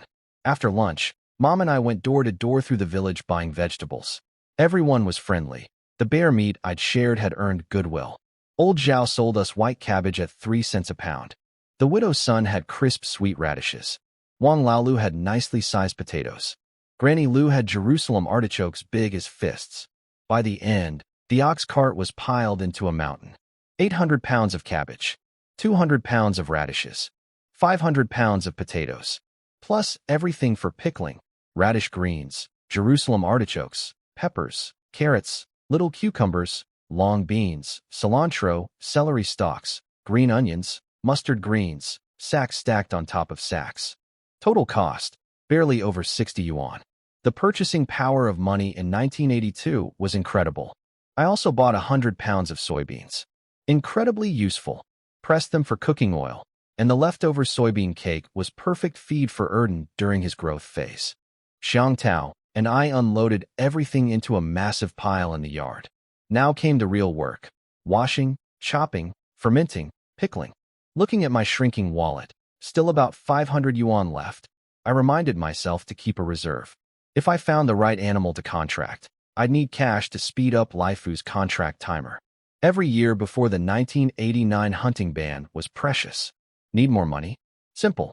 The great forest to the east had plenty to give. Mom looked at the mountain of vegetables and smiled, but then worried about water. Washing and pickling hundreds of pounds of cabbage takes enormous amounts. The little seep near our shelter was too small and dirty. I hitched the cart to Erden, his first real job, and took Xiang Tao to third uncle's place. They had a good pressure well with clean, strong water. We filled every barrel and bucket we owned, hauled them back, and did it again. 3 trips. By dark, all 6 big crags were scrubbed clean and filled with water. Next morning, the great pickling battle began. I gave Mom command of the operation. She had the skill for fermenting sauerkraut and preserving vegetables. Xiang Tao was her muscle, hauling cabbages, washing, peeling. My job was to go get meat. Little Wan bounced around me. I want meat. I want meat. I rubbed her head, feeling guilty. What kind of uncle can't even keep his niece fed with meat? Tonight, I promise. I checked the Browning, loaded 10.22 rounds, grabbed the double-barrel shotgun, my Pesselwood club, and the slingshot. Big yellow and black coal came along. Laifu was still too young. Deep in the autumn forest, colors were vivid, but the air had a bite. Leaves crunched underfoot. The dogs worked ahead of me, ears rotating, scanning for sounds. First catch was easy, fat squirrels in the pine branches. For quick slingshot kills, all headshots, pelts intact. Big yellow retrieved, each one proudly. Then, in a clearing full of low brush, big yellow froze. Nose working the ground hard. Black coal's ears went rigid. I read the signs, small scratched-up patches in the leaves, dark droppings slightly bigger than sheep pellets. Hazel grouse tracks and roe deer scat, both fresh. I swapped to the shotgun, loaded with birdshot. Kept the dogs close to avoid hitting them. Suddenly, a burst of wings. 4 or 5 plump hazel grouse exploded from the bushes 3 meters to my right. I swung the barrel up and fired on instinct. Boom. The birdshot fanned out and dropped them all mid-flight. More flushed from the left. I pivoted smoothly and fired the second barrel. Boom. Down they went. 8 fat grouse in seconds. Each one over half a pound. Incredible eating. Roasted or stewed, they were a delicacy. But I was after bigger game. I'd seen those roe deer droppings. I followed animal trails deeper into the valley. After another half hour, I reached a small pond at the bottom of a shaded hollow. The muddy bank was stamped with fresh hoof prints, split, two-toed, bigger than sheep prints, and pressed deep. Roe deer, recently gone. Multiple animals, a small group. I hushed the dogs.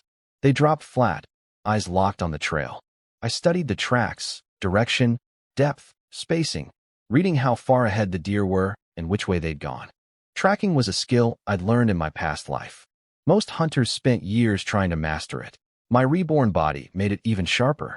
20 minutes of silent pursuit, over a low ridge, and there they were. On a sunny slope dotted with low bushes and dead grass. 6 or 7 tawny shapes stood feeding on roots and twigs. A small herd, 60 meters, within the Browning's effective range, but demanding precision. I steadied my breathing, raised the rifle, sighted the biggest, fattest buck. Uffed. The .22 round hit him square in the head. He dropped without a sound, legs folding instantly. The others jerked their heads up and stared around in confusion. They didn't run, just stood there, bewildered, looking for the source of the noise and at their fallen companion.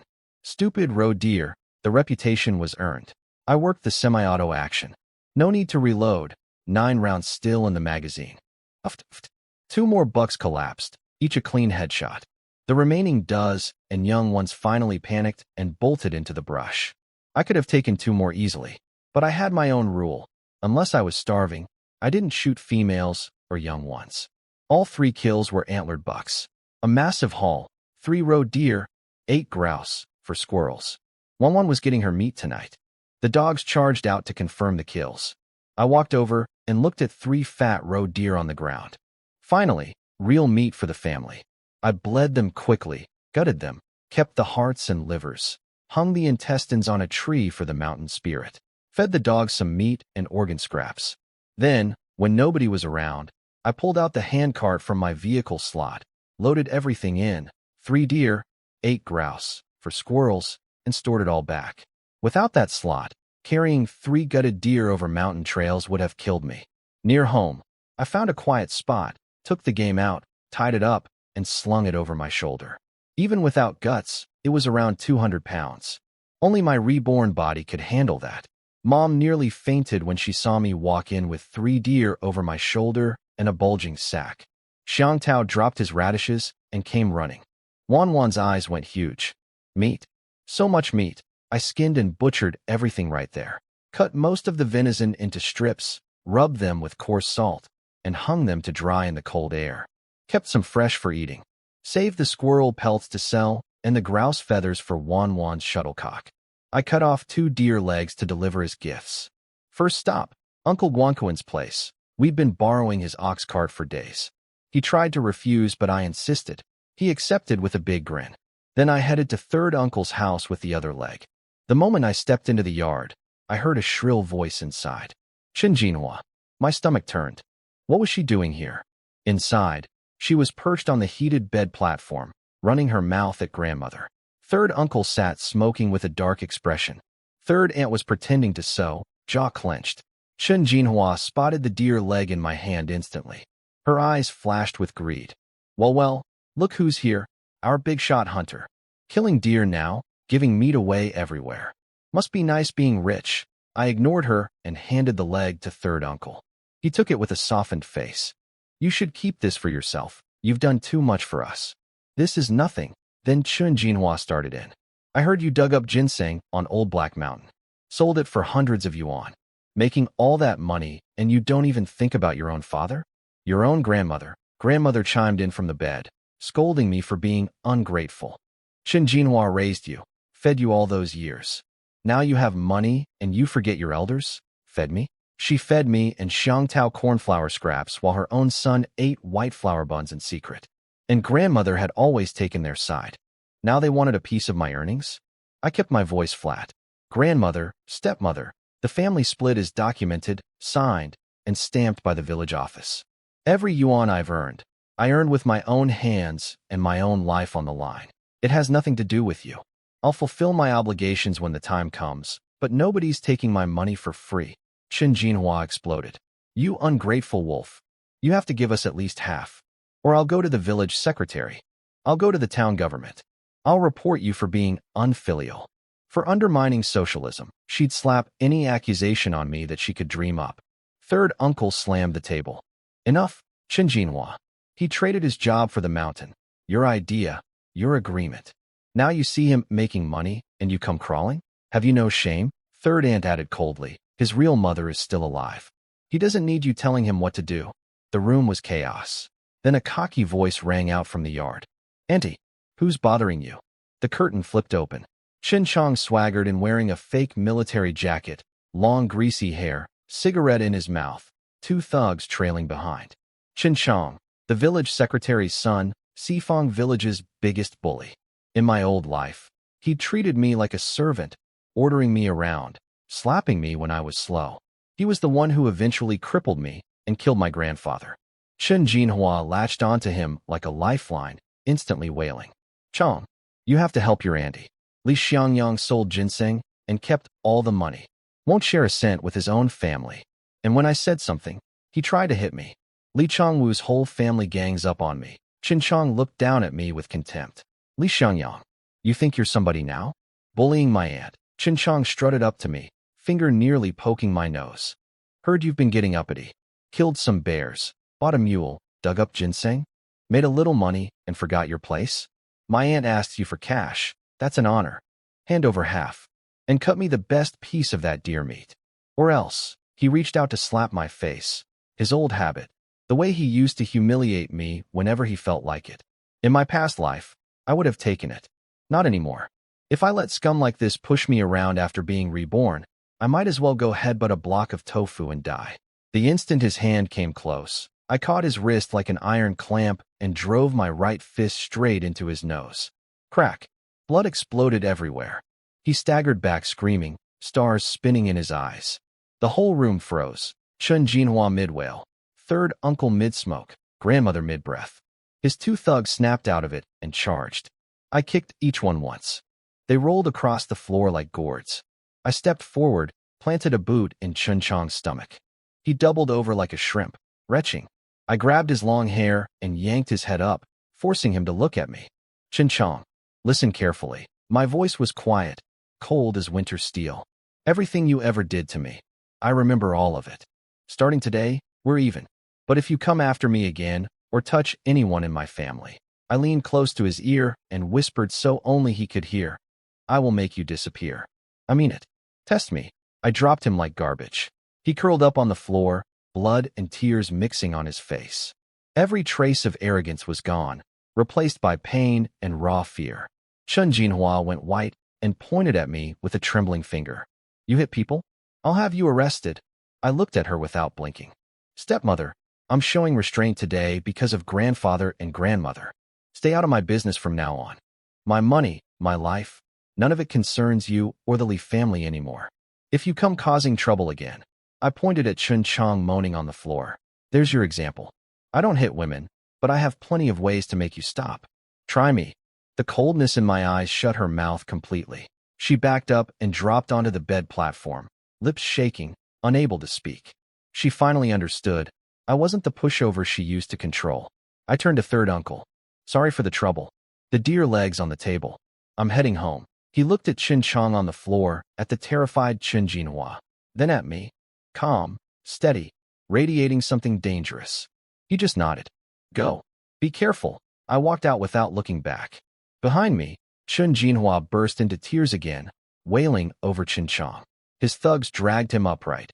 Nose probably broken, face covered in blood. Li Xiangyang, you'll pay for this, he mumbled through the blood. But he kept his voice down, afraid I might come back. Third uncle told Chen Jinhua to stop howling and get her nephew to the clinic. They slunk out of the yard. Third and was worried. Chen Chong's father is the village secretary. Third uncle shook his head. Chen Chong started it. Chen Jinhua started the whole mess. Xiangyang was defending himself. As long as he stays clean, Chen Baohua can't do anything openly. Our old man is still here, but they both knew. The grudge was now permanent. Things would get harder before they got easier. Back home, I shook off the irritation quickly. People like that weren't worth my energy. I had vegetables to pickle, a family to feed, a fortune to build. Still, I noted the venom in Chen Chong's eyes. He and his father were petty and vindictive. I need to stay alert. That afternoon, Mom and I started the big pickling project. Layer by layer into the ceramic crags, whole radishes on the bottom with coarse salt, Jerusalem artichokes filling the gaps, then carrots, cucumbers, peppers, long beans, cilantro, celery, green onions, mustard greens. Salt between every layer. Half a bottle of high-proof beidakang poured on top to seal it. Then we started on the sauerkraut, hundreds of pounds of cabbage. Dinner was hazel grouse stewed with mushrooms and stir-fried deer heart. Wanwan ate until her belly was round. The whole family together, warm and content. This was the life I was fighting for. Next day, I brought 3 pounds of venison to Dr. Liang as a thank you for lending his bicycle. He appreciated it and invited me in for a drink. I declined, too much to do. But as I was leaving, I caught voices from the back room. Someone was talking excitedly in a half-whisper. The words made me freeze. Du Yujiang's dad heard from Old Son the Hunter. Up on Bear Ridge, North Slope, in that linden forest, someone spotted fresh tracks and tree-rubbing marks from a bear king. 800 or 900 pounds at least. My pulse quickened. Bear king. That's what people called the truly massive brown bears. 800 or 900 pounds of brown bear meant serious money. I heard them clearly through the thin walls of the clinic. Chen Chang and Zhao Zhiming. Chen Chang was probably here getting his broken nose treated after yesterday's beating. They were talking about a massive brown bear spotted on Bear Ridge, North Slope, in a linden forest. Fresh tracks, tree-rubbing marks. 800 or 900 pounds. They called it the Bear King. Du Yujiang's father had put the word out, planning to gather experienced hunters in 2 days. But I knew these hotheads, Chen Chang and his crew, wouldn't wait. They'd go today or tomorrow, trying to claim the prize before anyone else. I had to move fast. Back home, I checked my gear. The Browning was too small for a brown bear, useless except for a lucky shot. The double-barrel shotgun loaded with slugs was my real weapon. I grabbed my club, hunting knife, rope, food, and water, took Black Coal but left Big Yellow behind. She was older, and this was too dangerous. Mom, I'm going into the mountains. Might be late. She could tell this wasn't ordinary hunting. Be careful, Xiangyang. I headed north into deeper wilderness than I'd been before. No Xiangtao this time. I needed stealth and speed. Once in the trees, I stored all weapons in my slots and moved fast. 2 hours of hard climbing brought me into Bear Ridge territory. The forest went quiet. Even the birds had gone silent. Black Coal pressed tight against my leg, nose working overtime. Then, a gunshot. Not far ahead. I crouched instantly, pulled the shotgun from my slot, and crept forward through the brush. What I saw 100 meters ahead made my blood run cold. They'd gotten here before me. Chen Chang stood in a clearing, emptying a Type 56 rifle at the most terrifying animal I'd ever seen. A brown bear, shoulder height nearly reaching a grown man's chest, at least 800 or 900 pounds. Its coarse dark fur bristled like needles. When it reared up on hind legs, it was like a wall of muscle and rage. Chen Chang's aim was pathetic. He'd hit it several times, but missed every vital spot. All he'd done was make it furious. Du Yujiang was fumbling with a crude, single-barrel shotgun, hands shaking too badly to load it. He tried 3, 4 times, couldn't get the shell in. The 4 hunting dogs Du Yujiang brought were brave. The lead dog, a black streak, went straight for the bear's rear leg tendon. Standard hunting dog tactic. Tear the Achilles, slow the prey, bleed it out. The other 3 circled and attacked. The bear barely turned. It swung one massive hind leg backward almost casually. Thud! The lead dog flew through the air, slammed into a tree trunk, and slid down. Dead. 2 more dogs attacked from the sides. The bear spun with impossible speed for its size and swiped its left paw. The spotted dog's skull split open like a rotten melon. Brains and blood splattered the ground. The yellow dog managed to get its teeth on the bear's belly, but the right paw came down like a hammer. I heard the spine crack, a rapid series of snaps, like stepping on dry branches. The dog went limp, blood and organ fragments foaming from its mouth. The last dog broke. It whimpered, tucked its tail, and tried to run. Too late. The bear charged, caught it in its jaws, and shook once. Snap. Silence. For dogs, dead in seconds. I'd seen plenty of violence in 2 lifetimes, but this was something else entirely. This bear wasn't just big, it was a killing machine. Chen Chang and Du Yujiang were completely broken. Their hands shook so badly they couldn't reload. They had a Type 56 semi-automatic rifle. At this range, 1 full clip would have dropped anything. But terror had stolen every bit of skill they might have had. With the dogs gone, all 4 men, Chen Chang, Du Yujiang, and 2 others, scattered screaming in every direction. No fighting instinct left, just blind panic. Each one hoping to outrun the person next to them. Zhao Zhiming, running last, looked back over his shoulder and tripped. He hit the ground hard. The bear locked onto Zhao Zhiming, the closest target. It lunged forward and brought its paw down. 1 hit. Zhao Zhiming didn't even scream. His upper body was crushed flat, dead instantly. Yu Xiaodong saw it happen, wet himself, and dove into the bushes. Gone. Du Yujiang tripped on a root and collapsed against a pine tree, frozen with terror, watching the blood-soaked bear walk toward him. Chen Chong had already fled 50 meters away, hiding behind a boulder, shaking. He dropped the Type 56 rifle in the middle of the clearing. He peeked out, saw the carnage, and kept running. The bear finished with Zhao Zhimeng, but wasn't satisfied. Its red eyes locked on Du Yujiang, helpless on the ground. It walked toward him, jaws opening. On its way past, the bear noticed the dropped rifle and smashed it with one paw. I winced. I'd been hoping to grab that gun from my weapon slot. Probably ruined now. I kept creeping closer. Du Yujiang couldn't die. Not because I cared about him, but if he died while I was here hunting the same bear, there'd be questions I couldn't answer. 70 meters out. Trees blocking my shot. No clear window. I circled around the obstacles, but the bear was already standing over Du Yujiang, paw raised to strike. No more time. I lifted the shotgun and fired. Boom. The slug slammed into the bear's left shoulder. Blood sprayed. The paw meant for Du Yujiang swung wide, tearing a chunk of meat from his thigh instead of killing him. The bear roared, a sound that shook the trees, and reared up on its hind legs, searching for the new threat.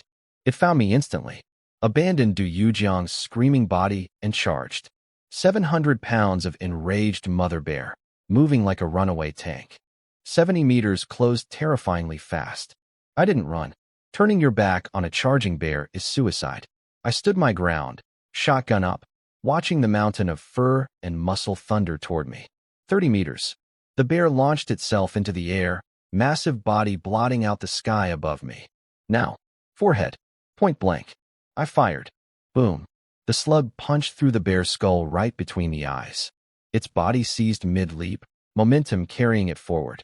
It crashed into the ground 5 meters in front of me like a falling building. The earth shook. Dust exploded in every direction. It twitched a few times. Blood foamed from its nose and mouth. Then nothing. I stood there, chest heaving, gun still raised. Those 2 shots, especially the last one, facing down a charging grizzly, had drained everything from me. But that's what a real hunter does. You never give a predator your back. I checked around. Du Yujiang unconscious. Chen Chong and Yu Xiaodong long gone. Nobody watching. I quickly switched to the Browning and put 2 more rounds into the bear's head at point blank. Even a .22 can punch through steel plate at close range. I wasn't taking any chances after last time. Black Coal barked at the carcass, then scanned the perimeter. Good dog. I examined the bear up close. Nearly 900 pounds, like a small hill of flesh. Then I noticed, swollen belly, milk glands. A nursing mother. That explained the insane aggression. She'd been protecting cubs. They were probably hiding nearby. But business first. The gallbladder couldn't wait. Bile gets reabsorbed over time and loses value. I opened the belly carefully with my knife and reached inside. Found it. Warm, firm, elastic. I pulled it out intact. The moment I saw it, my heart nearly stopped. The surface had a coppery sheen, the texture hard as glue. A copper gallbladder. The highest grade. Concentrated bile, maximum medicinal value. Worth over 1,000 yuan easily. I wrapped it in oilcloth and tucked it into my deerskin pouch against my body. Then I checked the abandoned Type 56 rifle. Deep dents from the bear's paw, barrel bent, wooden stock shattered. Beyond repair. What a waste. Those guns were precious. I didn't bother gutting the carcass fully. This bear had yellow fat, strong-smelling meat, not worth eating. I cut 2 big chunks for Black Coal and left the rest. Finally, I went to Du Yujiang. His left thigh had a massive gash where the bear's deflected swipe had torn away flesh. Blood was still pumping out. If I didn't stop the bleeding fast, he'd bleed to death right here. I looked at Du Yujiang's ghost-white face and felt zero sympathy. But I couldn't let him die here. That would create problems for me. His thigh was torn open, a huge chunk of flesh ripped away by the bear's deflected swipe. Blood pumping out fast.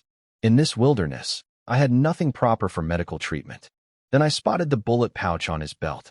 I dumped out a few Type 56 rifle cartridges, pried 2 open with my knife, and poured the gunpowder directly into the wound. I struck a match. Whoosh!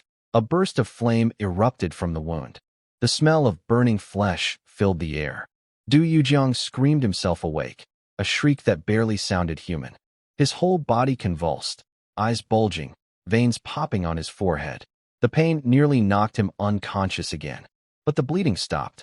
The wound was charred black, sealed shut by cauterization. "You'll live," I said flatly. "Deal with it." He stared at me, shaking violently, eyes full of fear and hatred, but mostly relief at being alive. With that handled, I grabbed my gun and went searching. A nursing mother bear meant cubs nearby. I'd heard faint cries during the fight. I followed the direction the bear had originally come from, past some weathered boulders. Black Coal's nose led us to a gap between rocks. I pushed aside dead grass and vines. There, trembling in the crevice, was a fuzzy yellowish-brown ball. A bear cub, maybe a month old, around 20 pounds, eyes barely open. It whimpered like a puppy, trying to squeeze deeper into the rocks. My mind raced. Without its mother, this cub would starve or be killed by predators within days. Take it home? Raise a brown bear? Then I slapped my own forehead. I had the animal contract system. A contracted animal would be absolutely loyal. What was I hesitating for? I scooped up the cub and carried it back to the clearing. Du Yujiang saw me return holding something furry and nearly had a heart attack. "Be bear. Bear, relax, it's tiny." I couldn't carry Du Yujiang down the mountain, so we waited. I cleared the leaves, built a campfire for protection against predators. The smell of blood was overwhelming. I loaded every gun I had, including Du Yujiang's crude shotgun. Anything could wander in. Du Yujiang kept saying he was cold, a bad sign, blood loss. I built 7 campfires in a circle around him. Looked almost ceremonial. Hours passed. Just before dark, voices finally echoed up from below. Third uncle's voice, Xiangyang. "Where are you?" Du Yujiang's father, Du Haitao, shouting his son's name. Others yelling for Zhao Jiming. Chen Chong had made it back to get help. I wrapped the bear cub in my jacket. It struggled briefly, then settled against my chest, sensing no danger from me. The rescue party arrived and went silent at the scene. Zhao Jiming's father found his son's body first. He collapsed to the ground, mouth open, no sound coming out, tears running silently. A father burying his child. Du Haitao rushed to his son, saw the burned, mangled thigh, and nearly fainted. Then everyone's eyes landed on me, standing beside the mountain-sized bear carcass, holding a live bear cub in my arms, shotgun on my back, knife at my belt, black coal at my feet. Blood on my clothes, but my back straight, expression calm. The silence lasted several seconds. Then I saw it. Du Haitao's eyes flickered to the deerskin pouch at my waist. The one obviously holding the gallbladder. Greed mixed with gratitude on his face. The 2 old hunters looked at it too. Chen Baohua, Chen Chong, Yu Xiaodong. Every single one of them stared at that pouch. A copper-grade gallbladder from a bear king. Worth over 1,000 yuan. The most valuable thing on this mountain. I felt their stares. Calmly handed the bear cub to third uncle. Then my right hand drifted behind my back and came up holding the loaded double barrel. The barrel pointed down, but the click of the safety coming off echoed clearly through the clearing. I swept my gaze across every face. Du Haitao, the hunters, the Chen father and son, Yu Xiaodong. "What are you all looking at?" "Want the gallbladder?" I let the silence hang, then continued. "Should I tell everyone exactly what happened today? How Chen Chong, Du Yujiang, Yu Xiaodong, and Zhao Jiming took a militia rifle without permission, came into the deep mountains against all advice, provoked this bear, got Zhao Jiming killed, and Du Yujiang crippled? If I hadn't happened to show up, not one of them would have made it off this mountain alive." My words cut through the clearing like knives. Chen Chong and Yu Xiaodong hung their heads. Du Haitao's face cycled through shades of green and white. Zhao Chongyin, Zhao Jiming's father, clutched his son's body, tears streaming, glaring at Chen Chong's group with pure hatred. "Why is my son the only one who died?" he screamed. I let the grief hang in the air, then stated it plainly. "This bear is my kill. The gallbladder is mine. Anyone disagree?" I held the shotgun casually, but the message was clear. Du Haitao looked at his mangled son, looked at my gun, and deflated. "No objection. Thank you for saving Yujiang." The 2 old hunters waved their hands quickly. "Yours, absolutely yours." I turned to Chen Baohua. "Secretary Chen, he had no choice. Too many witnesses. Of course it's yours." I cut off the bear's nose, kneecaps, and all 4 massive paws, the most valuable parts after the gallbladder. The bearskin was ruined anyway. Chen Chang's rifle rounds had punched huge holes through it. The meat was yellow fat, strong-smelling, barely edible. And there was no way I could haul this mountain of flesh home alone, especially with everyone watching. The meat and skin, I don't need them, I announced. Secretary Chen, do uncle, Zhao uncle, divide it among yourselves. Consider it some compensation. I glanced at Zhao Zhiming's body. Everyone understood. The tension eased noticeably.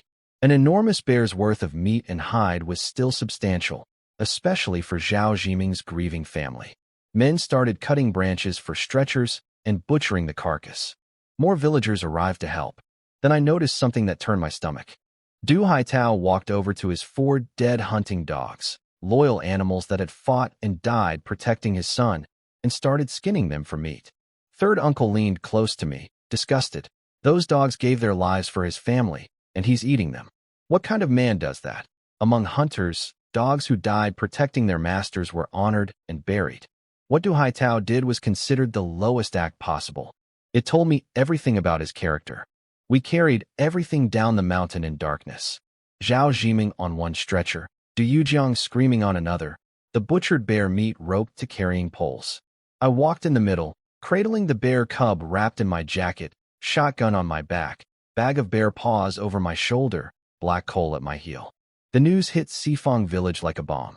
Zhao family's wailing echoed through the night.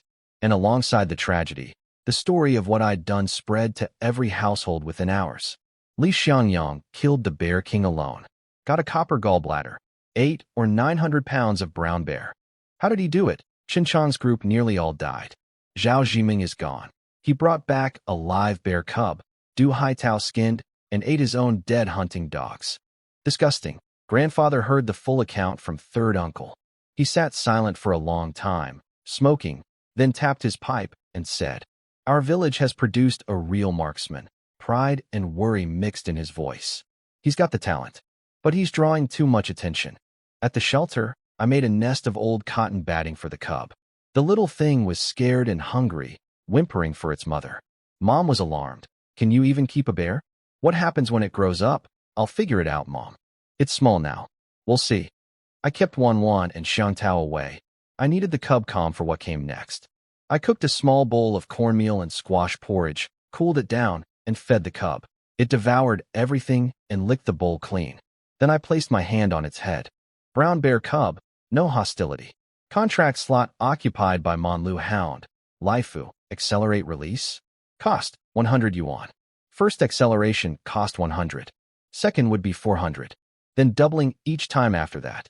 At least the cub had no hostility. Otherwise I'd have to pay extra just to remove that. I gritted my teeth. 100 yuan was a lot of money. But a contracted brown bear, raised from infancy with the system's growth and intelligence boosts? That would be priceless. Accelerate. Contract. The contract clicked into place. I felt that invisible bond form with the bear cub, just like with Laifu. I named him Changwei. Laifu and Changwei, a perfect pair. I woke early. The gallbladder, paws, and nose had to go today. Keeping that kind of treasure in the shelter was asking for trouble. The whole village knew what I had. I left Changwei with Mom. Feed him porridge like last night. Let Wan and Xiangtao play with him, just don't let them hurt him. She promised to watch over him carefully. Outside, white frost coated the grass. Winter was truly arriving. I packed everything tight. Gallbladder in the deerskin pouch wrapped in oilcloth against my body, for bear paws in a sack, the nose wrapped separately. All guns loaded and stored in weapon slots. First stop, Dr. Liang's clinic. He was fighting with a damp stove when I walked in. I laid everything out for him. He picked up the bear nose first, examined it carefully, and offered 30 yuan. 10 more than the supply store would give. Fair price. I took it. Then he unwrapped the gallbladder. His hands actually trembled. He put on his reading glasses, held it up to the window light, and studied it for a full 3 minutes. Hard and lustrous, fine-grained, amber color with copper sheen. This is a top-grade copper gallbladder. I've seen fewer than 3 of this quality in my entire life. He looked at me with new eyes. When I heard you killed a bear king on Bear Ridge yesterday, I had my doubts. Seeing this, I believe every word. He couldn't afford to buy it himself, but he had a connection. An old friend named Shi Nanyuan who ran a traditional medicine shop called 100 Herbs Hall in Ilan County. about 60 miles away. Family business, several generations, honest dealer who knew quality and could pay real money. I recognized the name. In my past life, 100 Herbs Hall eventually grew into a major traditional medicine chain across the Northeast. Right now it was just getting started. Dr. Liang wrote me a letter of introduction on the spot, then insisted I borrow his bicycle again. Don't flash your wealth on the road. Go early, come back early. I rode hard through the autumn mountain roads, stopping once in a hidden spot to store the bare paws in my vehicle slot so I could ride faster. The scenery was stunning. Birch trees blazing yellow, oaks bleeding red, pines still deep green. I took it in, knowing I'd stop noticing soon enough. 2.5 hours later, Ilan County appeared on the horizon. Bigger than the town, wider streets, two-story buildings, shop signs, bicycles everywhere, loudspeakers broadcasting news. I found the old street Dr. Liang had described. 100 Herbs Hall wasn't the modest shop I'd expected. It was an impressive two-story building with a grand black and gold signboard in classical calligraphy. Through the open red double doors, I could see a long wall of dark wooden medicine cabinets stretching at least 15 meters, 2 young apprentices filling prescriptions with practiced hands, and elegant calligraphy scrolls on the walls. This was a proper establishment with generations of history behind it. I walked in carrying my packages. A young man in a gray traditional jacket greeted me with a polite smile. Here for medicine or a consultation? I'm here to see Master Xing'an. I have a letter of introduction. I pulled out Dr. Liang's note and handed it over. The young man read Dr. Liang's letter, and his casual attitude changed instantly. He studied me more carefully, nodded, and went upstairs to announce me. Connections make everything easier, no matter what era you're in. I stood in the hall, taking it all in. The place smelled of medicinal herbs. Hundreds of small labeled drawers lined the walls. A polished brass scale sat on the counter.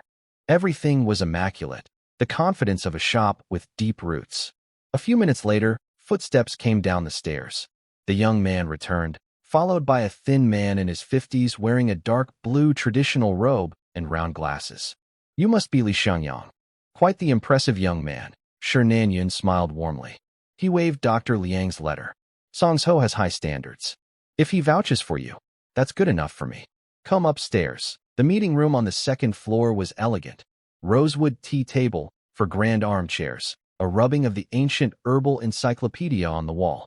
After tea was served, Xing'an got down to business. Song's-ho says you have a top-grade copper gallbladder. I opened the deerskin pouch and laid the gallbladder on the table. The casualness vanished from his face. He put on white gloves before touching it, carried it to the window, and examined it against the light. He rotated it, pressed it gently, smelled it, then pulled out a magnifying glass and inspected every inch of the surface. The room went completely silent for 7 or 8 minutes. Finally, he exhaled slowly, set the gallbladder down with care, and removed his glasses. It's genuine copper grade. While fully concentrated, perfect texture. Rare, extremely rare. Fresh, only minimally processed. Remarkable. He looked at me with something close to awe. You killed this bear yourself? Yesterday. Alone, he nodded slowly. To solo kill a bear that produces this kind of gallbladder. You're someone to watch. He sat back and tapped the table, thinking. I want it. Name your price. I'd calculated on the ride over. The state supply store would offer 800, maybe 1,000 at most. In private trade, with this quality, plus Dr. Liang's introduction. You're the expert, Master Sure. I'll trust your judgment. He smiled and held up 3 fingers. 1,200 yuan. That's the highest I can go. If it were black bear bile, I could possibly go even higher. 1,200 yuan. In 1982, a factory worker earned 30 or 40 yuan a month. This was 3 full years of wages. He explained his reasoning. The market range for this quality was 1,100 to maybe 1,300, but finding the right buyer was rare. He was paying well because the goods were exceptional, because Dr. Liang sent me, and he looked at me steadily, because he saw this as an investment. A young hunter with this kind of talent would bring more treasures in the future. 100 Herbs Hall is my family's legacy and my foundation for rebuilding. Let's be friends. Bring your rare finds here first, and I'll always give you a fair price. That was exactly what I needed. Not just one big sale, but a reliable, honest channel for the future. The ginseng I'd sold at the town supply store had gone for far less than it was worth. Never again. Deal.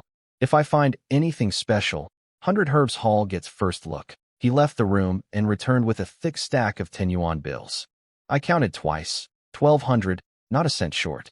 I wrapped the money tight and packed it deep in my bag against my chest. One more thing, Master Sure. I also have 4 bear paws. Any interest? He shook his head with a wry smile. Bear paws are wonderful, but they're more food than medicine. I'm a pharmacy, not a restaurant. However, there's a new place on East Main Street called Chiwei House. 3 stories, very upscale. The owner, Fan Siming, deals in premium wild game cuisine. Take your bear paws there. He'll pay well. I memorized the name. Sure Nanyan gave me a handwritten business card with the shop's phone number. Call anytime. If I'm not here, Xiao Chen will pass the message. Outside, I ducked into an empty alley and stored the 1,200 yuan in my vehicle slot. Much safer than any pocket. I found a clean little noodle shop nearby and ordered a bowl of plain noodles with a plate of stir-fried potatoes.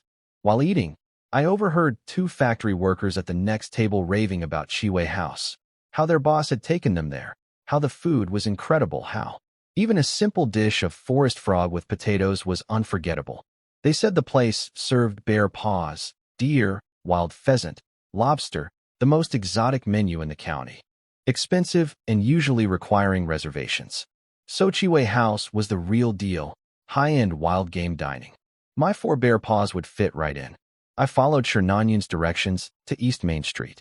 Chiwei House was impossible to miss. A brand new 3-story building on the corner with traditional curved eaves, black and gold signboard, and red lanterns flanking the entrance. Several cars with out-of-town plates were parked in front, plus a row of bicycles. This place had serious money flowing through it. Inside, the ground floor was impressive. Redwood furniture, polished stone floors, and a wall of glass tanks holding live seafood. 60-pound sturgeon, plate-sized soft-shell turtles, lobsters, king crabs, and ocean fish I couldn't name. Seeing this much live seafood in an inland county in 1982 told me everything about the owner's connections and ambition. The lobby manager sized up my rural clothes, and his smile cooled a degree. Do you have a reservation? I'm not here to eat. I have something your boss might want to buy. I nodded at my bag. What is it? Bear paws. Fresh. His attitude shifted instantly. He led me up to a private room on the 3rd floor, small, tasteful, with ink paintings and rosewood furniture. 3 minutes later, the owner walked in. Fan Siming, mid-40s, slick-back hair, expensive dark blue suit, radiating confidence. I hear you have bear paws. Straight to business. I like that. I opened the bag. For massive paws from a 900-pound brown bear. He picked up a front paw, weighed it in his hand, checked the pads, the fur, smelled it. Excellent. Brown bear, a full-grown giant. You killed this yourself? Got lucky, he laughed. Luck doesn't kill bears like that. He sat down and made his offer. 40 yuan per front paw, 35 per rear paw, 150 total. That was better than I'd expected, and miles above the supply store prices. Last time I'd sold 8 paws plus a pile of bear meat at the town store and only gotten 210. The difference between state pricing and private buyers was staggering. Deal, I said. He counted out 15 crisp 10 yuan bills. Then he handed me his business card. From now on, bring me anything. Deer, wild boar, hazel grouse, forest frogs, as long as it's fresh and high quality. I'll make it worth your while. I tested the waters. Do you buy fish? Cold water species, unusual ones. His eyebrows went up. Absolutely. High quality, live, rare. I'll take it all. You have a source? Not yet. Just asking. The cold spring on Cliff Mountain would come back next year. If I could raise cold water fish in it, the quality would be exceptional. But it was too early to commit. Then I asked carefully if he knew anyone who could help me get better hunting equipment. I made a gun shape with my hand. He studied me for a moment, then mentioned a contact named Zhou Jianfeng, nicknamed Tiger Zhou, who dealt in hard-to-get supplies through forestry connections. The name rang a bell from my past life, and not a good one. Tiger Zhou was known for dealing in contraband, connected to all the wrong people. He'd be executed before long. I smiled politely and declined. Just a casual question. I'll let you know if I need anything later. I was too new at this, my foundation too thin, to get tangled up with someone like that. Fan Siming was sharp enough not to push it. After leaving Chiwei House, I stopped at the county supply store. traded for some ration tickets and bought 5 pounds of sugar, soap, hand cream, fruit candy, and 6 feet of thick navy cotton cloth for winter clothes. Everything came to less than 10 yuan. On the ride home, I did the math. Today I'd earned 1,350 yuan, 1,200 for the gallbladder, 150 for the paws, plus Dr. Liang's 30 for the nose. Added to my remaining 300 or so, I now had over 1,600 yuan. A small fortune in 1982. But the spending list was long too. I still needed Type 56 rifles, ideally through legal channels, since black market prices were inflated and sketchy guns weren't worth the risk. I needed to build a proper house, start an orchard, maybe a fish farm. And if I encountered the right animal to contract, removing hostility and accelerating the contract slot both cost money. Every yuan had to count. On the ride home, my mind kept working. Temperatures were already dropping below zero in the mornings and evenings. In another month, cycling would be miserable. I needed a bicycle for the family regardless, but I had a better idea for myself. Contract Erden the mule. It would cost 400 yuan to free up the contract slot again, but a contracted Erden would grow faster, get smarter, and follow commands better. I could build a comfortable covered cart, and in the dead of winter, ride in relative warmth instead of freezing on a bicycle. The money stung, but it wasn't wasted. The system still generated 1 free contract per year on top of paid ones. The catch was the doubling cost. Next contract after Erden would be 800, then 1,600, then 3,200. The numbers gave me a headache. Every contract had to be carefully chosen. Entering the village, something felt different. People were actually greeting me. Hey Xiangyang, back from town. Come visit sometime. Brother, what did you buy? That bag looks full. Neighbors who'd never given me the time of day were nodding, smiling, even showing respect. Some I barely recognized. The Bear King hunt had changed everything. Combined with the black bears, the ginseng, all of it, I'd crossed a threshold. In a village where strength and skill meant everything, a man who could kill a giant brown bear alone was someone to be reckoned with. Nobody looks for you when you're poor. Get rich, and suddenly you have relatives everywhere. I truly established myself in Sifeng village. Not the lazy troublemaker anymore. A real man who could provide and protect. Riding through the village, I passed the old Li family yard. Through the sparse fence, I saw Chen Jinhua carrying a basin toward the pig pen. She looked up, saw me on a bicycle with a full bundle on the back, and her face twisted with hatred. She spat on the ground, muttered something vicious, stomped inside, and slammed the door. I felt nothing. Maybe a flicker of amusement. That house used to suffocate me. Now it was just scenery. I remembered her and her children eating white flour buns while Xiang Tao and I got corn cakes. The bitterness had faded into fuel. I'd build a big house, plant orchards on my mountain, raise forest frogs in the streams, and let every one of them lie awake at night knowing I'd done it without them. And Chen Chang's family. What they did to me in my past life wasn't forgotten just because it hadn't happened yet in this one. I'd lived through that pain. The debt would be collected, slowly and thoroughly. My stepbrother Li Xiangdong had started his railway job. The iron rice bowl I'd traded away. Chen Chang wouldn't harm his own cousin, but Li Xiangdong had helped Chen Chang destroy me in my previous life. I wasn't going to let him sit comfortably in that stolen position forever. A cold smile crossed my face as I pedaled past. Near Zhao Jiming's house, the mood turned heavy. White mourning cloth hung from the gate, fluttering in the autumn wind. Muffled crying came from inside. Neighbors stood by the door helping with funeral arrangements. Their eyes were complicated when they saw me, sympathy for the Zhao family, mixed with awe at the man who'd killed the bear. I slowed, nodded respectfully toward the gate, and kept going. Zhao Jiming had done wrong things running with Du Yujiang and Chen Chang, but he didn't deserve to die. A young life, gone. Hunting looked glamorous when the haul was good, but the danger was real and brutal. This reinforced what I already knew. I couldn't depend on hunting forever. I needed to build my real foundation, farming, orcharding, fish farming on Cliff Mountain. Not give up hunting entirely, but spread the risk. Create a base that didn't require risking my life every time I needed money. At third uncle's house, he was splitting firewood in the yard, mostly recovered from his injury. I told him the trip went well, found good buyers, one for medicine, one for wild game. I didn't mention the exact amount.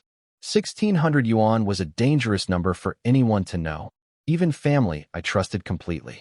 Not because I doubted third uncle, but because loose information could bring trouble to his doorstep too. He understood without asking. Just patted my shoulder.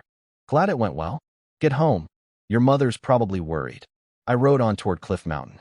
What I didn't notice was a pair of eyes watching me from a yard near the old well in the center of the village, staring at my back with pure venom and greed, fixed on the bundle strapped to my bicycle. The hateful stare I'd missed came from Du Haitao.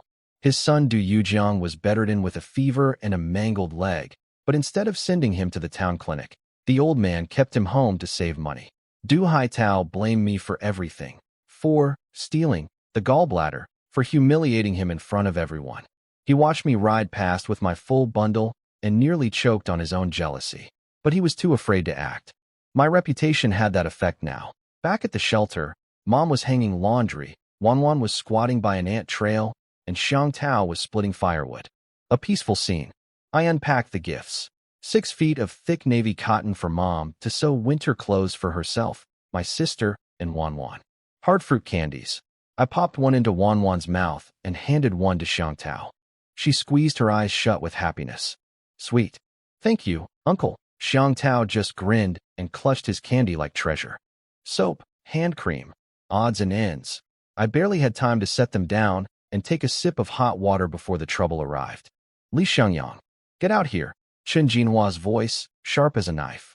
I walked to the gate. She'd brought reinforcements this time. My stepbrother Li Xiangdong, second uncle's wife Lu Hongfang, and her 2 sons Li Xiangbua and Li Xiangbin. 6 people, marching up like they owned the place.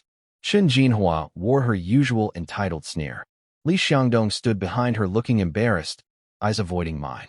Lu Hongfang had a fake smile plastered on, scheming eyes underneath. Her 2 sons kept craning their necks to peer inside the shelter, faces full of greed. Nice little dugout you've got here, Chen Jinhua said, looking at the cloth and supplies I'd just unpacked. Must be nice being rich. Mom stepped in front of Wanwan, face hard. What do you want, Chen Jinhua? You're not welcome here. Who are you to tell me where I can go? I'm Xiangyang's mother. He's my son. She launched into her pitch. I'd made so much money. Bare gallbladders, ginseng, everyone knew about it. Li Xiangdong was 27 and couldn't find a wife because the family house was too shabby. He needed money to build a new house for his wedding. As his brother, it was my duty to help. She shoved Li Xiangdong forward. He mumbled, Mom, stop. She ignored him. Then Lu Hongfang jumped in with her rehearsed lines. Her sons were 23 and 19, both needing houses and weddings too. We're not asking much, just 400 yuan per family. 800 total. We'll pay you back once the boys are settled. We're all blood, Xiangyang. If you won't help family, who will? 800 yuan. I almost laughed out loud. I was living in a hole in the ground. Mice ran across my ceiling at night. I didn't know how I'd get through winter. And these people, who had proper houses and farmland, who'd given me nothing but corn scraps and contempt, showed up demanding 800 yuan like it was their birthright. Mom was shaking with rage. You have no shame. When Xiangyang left, what did you give him? Nothing. Now he earns a little, and you swarm in like flies. That money was earned with his life on the line. Go earn your own. Chen Jinhua turned vicious. Shut up, Su Yunxia. You're nothing. A woman who got thrown out by her own husband. You have no right to speak here. I'm his legal mother. Something snapped inside me. I stepped forward, putting myself between Mom and that poisonous mouth, and locked eyes with Chen Jinhua. What did you just call my mother? She flinched but puffed herself up, hiding behind the crowd. I said the truth. She was divorced by your father. I'm your real mother in the law. Your money belongs to this family first, Lu Hongfang chirped in. That's right. Li family money stays in the Li family. Shut your mouths, both of you, I said, my voice cutting through like a blade. Chen Jinhua, do you even know what you are? Go find a puddle and take a good look at yourself. I let them have it. Every word I'd been holding back. I have one mother, Su Yunxia. Chen Jinhua, your nerve is incredible. When did you ever treat me and Xiang Tao like sons? My sister Li Shui, you sold her into that awful marriage for money, didn't you? And Li Xiangdong, have you forgotten how you treated us? I turned on Lu Hongfang. Second aunt, your family was always right behind Chen Jinhua, making our lives miserable. Now that I have money, suddenly we're family? Li Xiangbua, Li Xiangbin, grown men with working hands and feet. Why are you here begging from someone who was kicked out with nothing? Li Xiangbo puffed up. We're your older brothers. Brothers? When you stole my food, took my clothes, ordered me around, slapped me whenever you felt like it. Where was the brotherhood then? Too late. I wouldn't give you people a single cent if I was drowning in money. I'd throw it in the river first. Now get out. Chen Jinhua dropped to the ground and started her performance, slapping her thighs, wailing to the heavens about her ungrateful son. Lu Hongfang blocked the gate, declaring they wouldn't leave without money. Then something snapped in my mother. Gentle, quiet Su Yunxia lunged forward, grabbed Chen Jinhua by the hair, and slapped her across the face. Twice. Hard. Smack. Smack. Everyone froze. You're not human, Chen Jinhua, Mom shouted. Chen Jinhua recovered and went for Mom's face with her nails. Lu Hongfang piled on too. I was about to step in, but Xiang Tao got there first. Mom, I'll help you. He charged in and punched Lu Hongfang square in the forehead. He didn't hold back one bit. She sprayed blood from her nose and crumpled sideways. Done. Chen Jinhua screamed at the three young men. Xiangdong, Xiangbua, Xiangbin, are you dead? Get him. All three rushed Xiang Tao. Laifu, Changwei, guard Wanwan, I shouted. My dog and bear cub immediately flanked the crying little girl. Then I jumped in. No weapons, fists only. These were still technically relatives, and pulling a gun or knife would create problems I didn't need. The three of them weren't pushovers. I took a few hits, but I was stronger, faster, and angrier. I blocked them from reaching Xiang Tao, then put each one on the ground with a kick. On the other side, Mom and Xiang Tao were dominating. Chen Jinhua and Lu Hongfang ended up with bloody noses, bruised faces, and scratch marks everywhere. Total chaos. Then a trembling, angry old voice cut through everything. What is this disgrace? Family fighting family. Grandmother Chen Xiuqin hobbled in with her walking stick. Chen Jinhua threw herself on the ground dramatically. Mother, help me. Xiangyang made all this money and won't lend us a cent. Then they attacked us. Look at my face. Lu Hongfang piled on with her own sob story about how their sons needed houses and wives, and we'd beaten them just for asking. Grandmother turned to me with that familiar look, blame already decided. Xiangyang, you're wrong here. Chen Jinhua raised you all these years. Xiangdong is your brother. Xiangbua and Xiangbin are your cousins. If they need help, you should help. Don't make the family look bad. Just give them some money. They'll pay you back. Chen Jinhua added smugly. And you owe us medical fees too. I looked at grandmother's face and felt the last thread of hope for this relationship dissolve. She'd always side with them. In her eyes, I'd never truly be family. No blood connection. Just a useful source of money now that I'd proven I could earn it. I took a deep breath. Grandmother, I said, my voice terrifyingly calm. The family split documents are signed and stamped. Between me and the Li family, aside from you and grandfather, we're done. My money was earned risking my life. Every yuan is spoken for. I need to build a house. I need to feed my mother, my sister, my brother, and my niece. I need to develop that mountain. I'm sleeping in a dirt hole with mice running over my head at night. Why should I hand over my life savings so that men with houses, parents, and working bodies can build new homes and find wives? I looked at every greedy face in turn. Here's my final word. Money? I have none. Not 1 cent for any of you. Want money? Earn it yourselves. Stop scheming to take mine. Li Xiangyang's pockets are not open for business. Now disappear from my doorstep. All of you. Go. That last go came out as a roar. Even Chen Jinhua's wailing stopped for a second.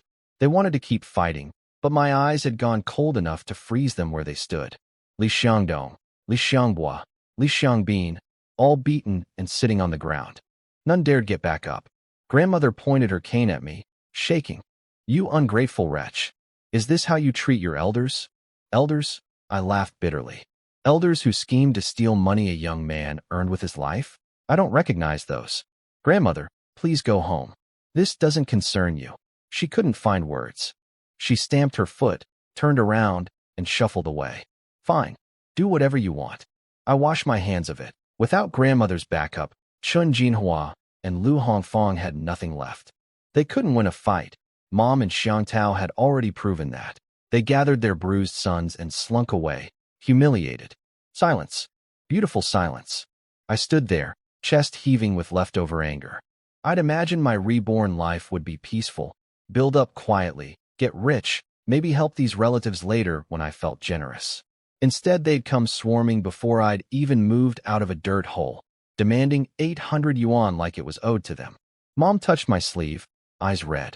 Don't be angry, Xiangyang. They're not worth it. Then little Wan toddled over. She held up the candy I'd given her earlier, the wrapper damp from her sweaty little fist. She looked up at me with those pure eyes. Uncle, don't be mad. Eat candy. It's sweet. Every bit of rage melted away. I knelt down, hugged her, took the candy, and popped it in my mouth. She was right. It was sweet. I stood up holding her and smiled at Mom. I'm fine. Nobody's going to bully this family again. Our days are only getting better. I clapped Xiang Tao on the shoulder. You did great. Protecting Mom like that. He scratched his head and grinned. Hit the bad people. I rubbed Lai Fu and Chang Wei too. Both had faithfully guarded Wan during the chaos without being told twice. Mom warned me they'd be back with new tricks. I told her not to worry, but privately I knew she was right. I needed to build up my strength and defenses fast. Money alone wasn't enough out here, and money that just sat there was wasted. In this golden era, every yuan needed to become real power, weapons, animals, infrastructure. I walked over to Erden's underground stable. He was lying comfortably on his grass bed, chewing feed. When he saw me, he snorted affectionately and watched me with those soft, intelligent eyes. He'd filled out noticeably since I'd bought him. Good food, plenty of soybean cake. His frame was starting to show its true potential. His eyes were sharper than any ordinary mule's. Time to do this. I placed my hand on his broad forehead. Horse mule, Erden, male, no hostility. Contract slot costs 400 yuan. 400 yuan, more than twice what I'd earned from the bear paws. I hesitated for exactly 1 second. Erden was worth it. An absolutely loyal partner with enhanced intelligence who could understand complex commands, who could pull a cart through winter storms while I stayed warm inside, whose growth potential would increase with the system's physical boost during his development phase. Contract. It took about 10 seconds. Erden's body shuddered slightly. He blinked, and when he looked at me again, something had shifted in his gaze. Deeper than an animal's normal attachment to its owner. A real connection. Horse mule, Erden, male, constitution enhanced, intelligence boosted. I tested him immediately. Erden, stand up. Walk. He rose and walked out of his stable, steps smooth and sure. Turn left. He turned left. Go to the water bucket. He walked straight to the big wooden barrel. Stop. Lower your head. He stopped and lowered his head. My heart soared. This was even better than I'd hoped. Erden had been naturally smart before. Now his comprehension was extraordinary. Not telepathy, but close. He could understand complex instructions almost instantly.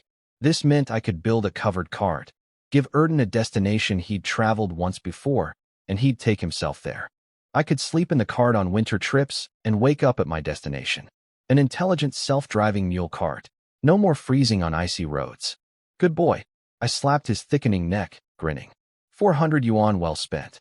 With the system's physical boost during his growth phase, by the end of winter Erden would be fully grown and powerful.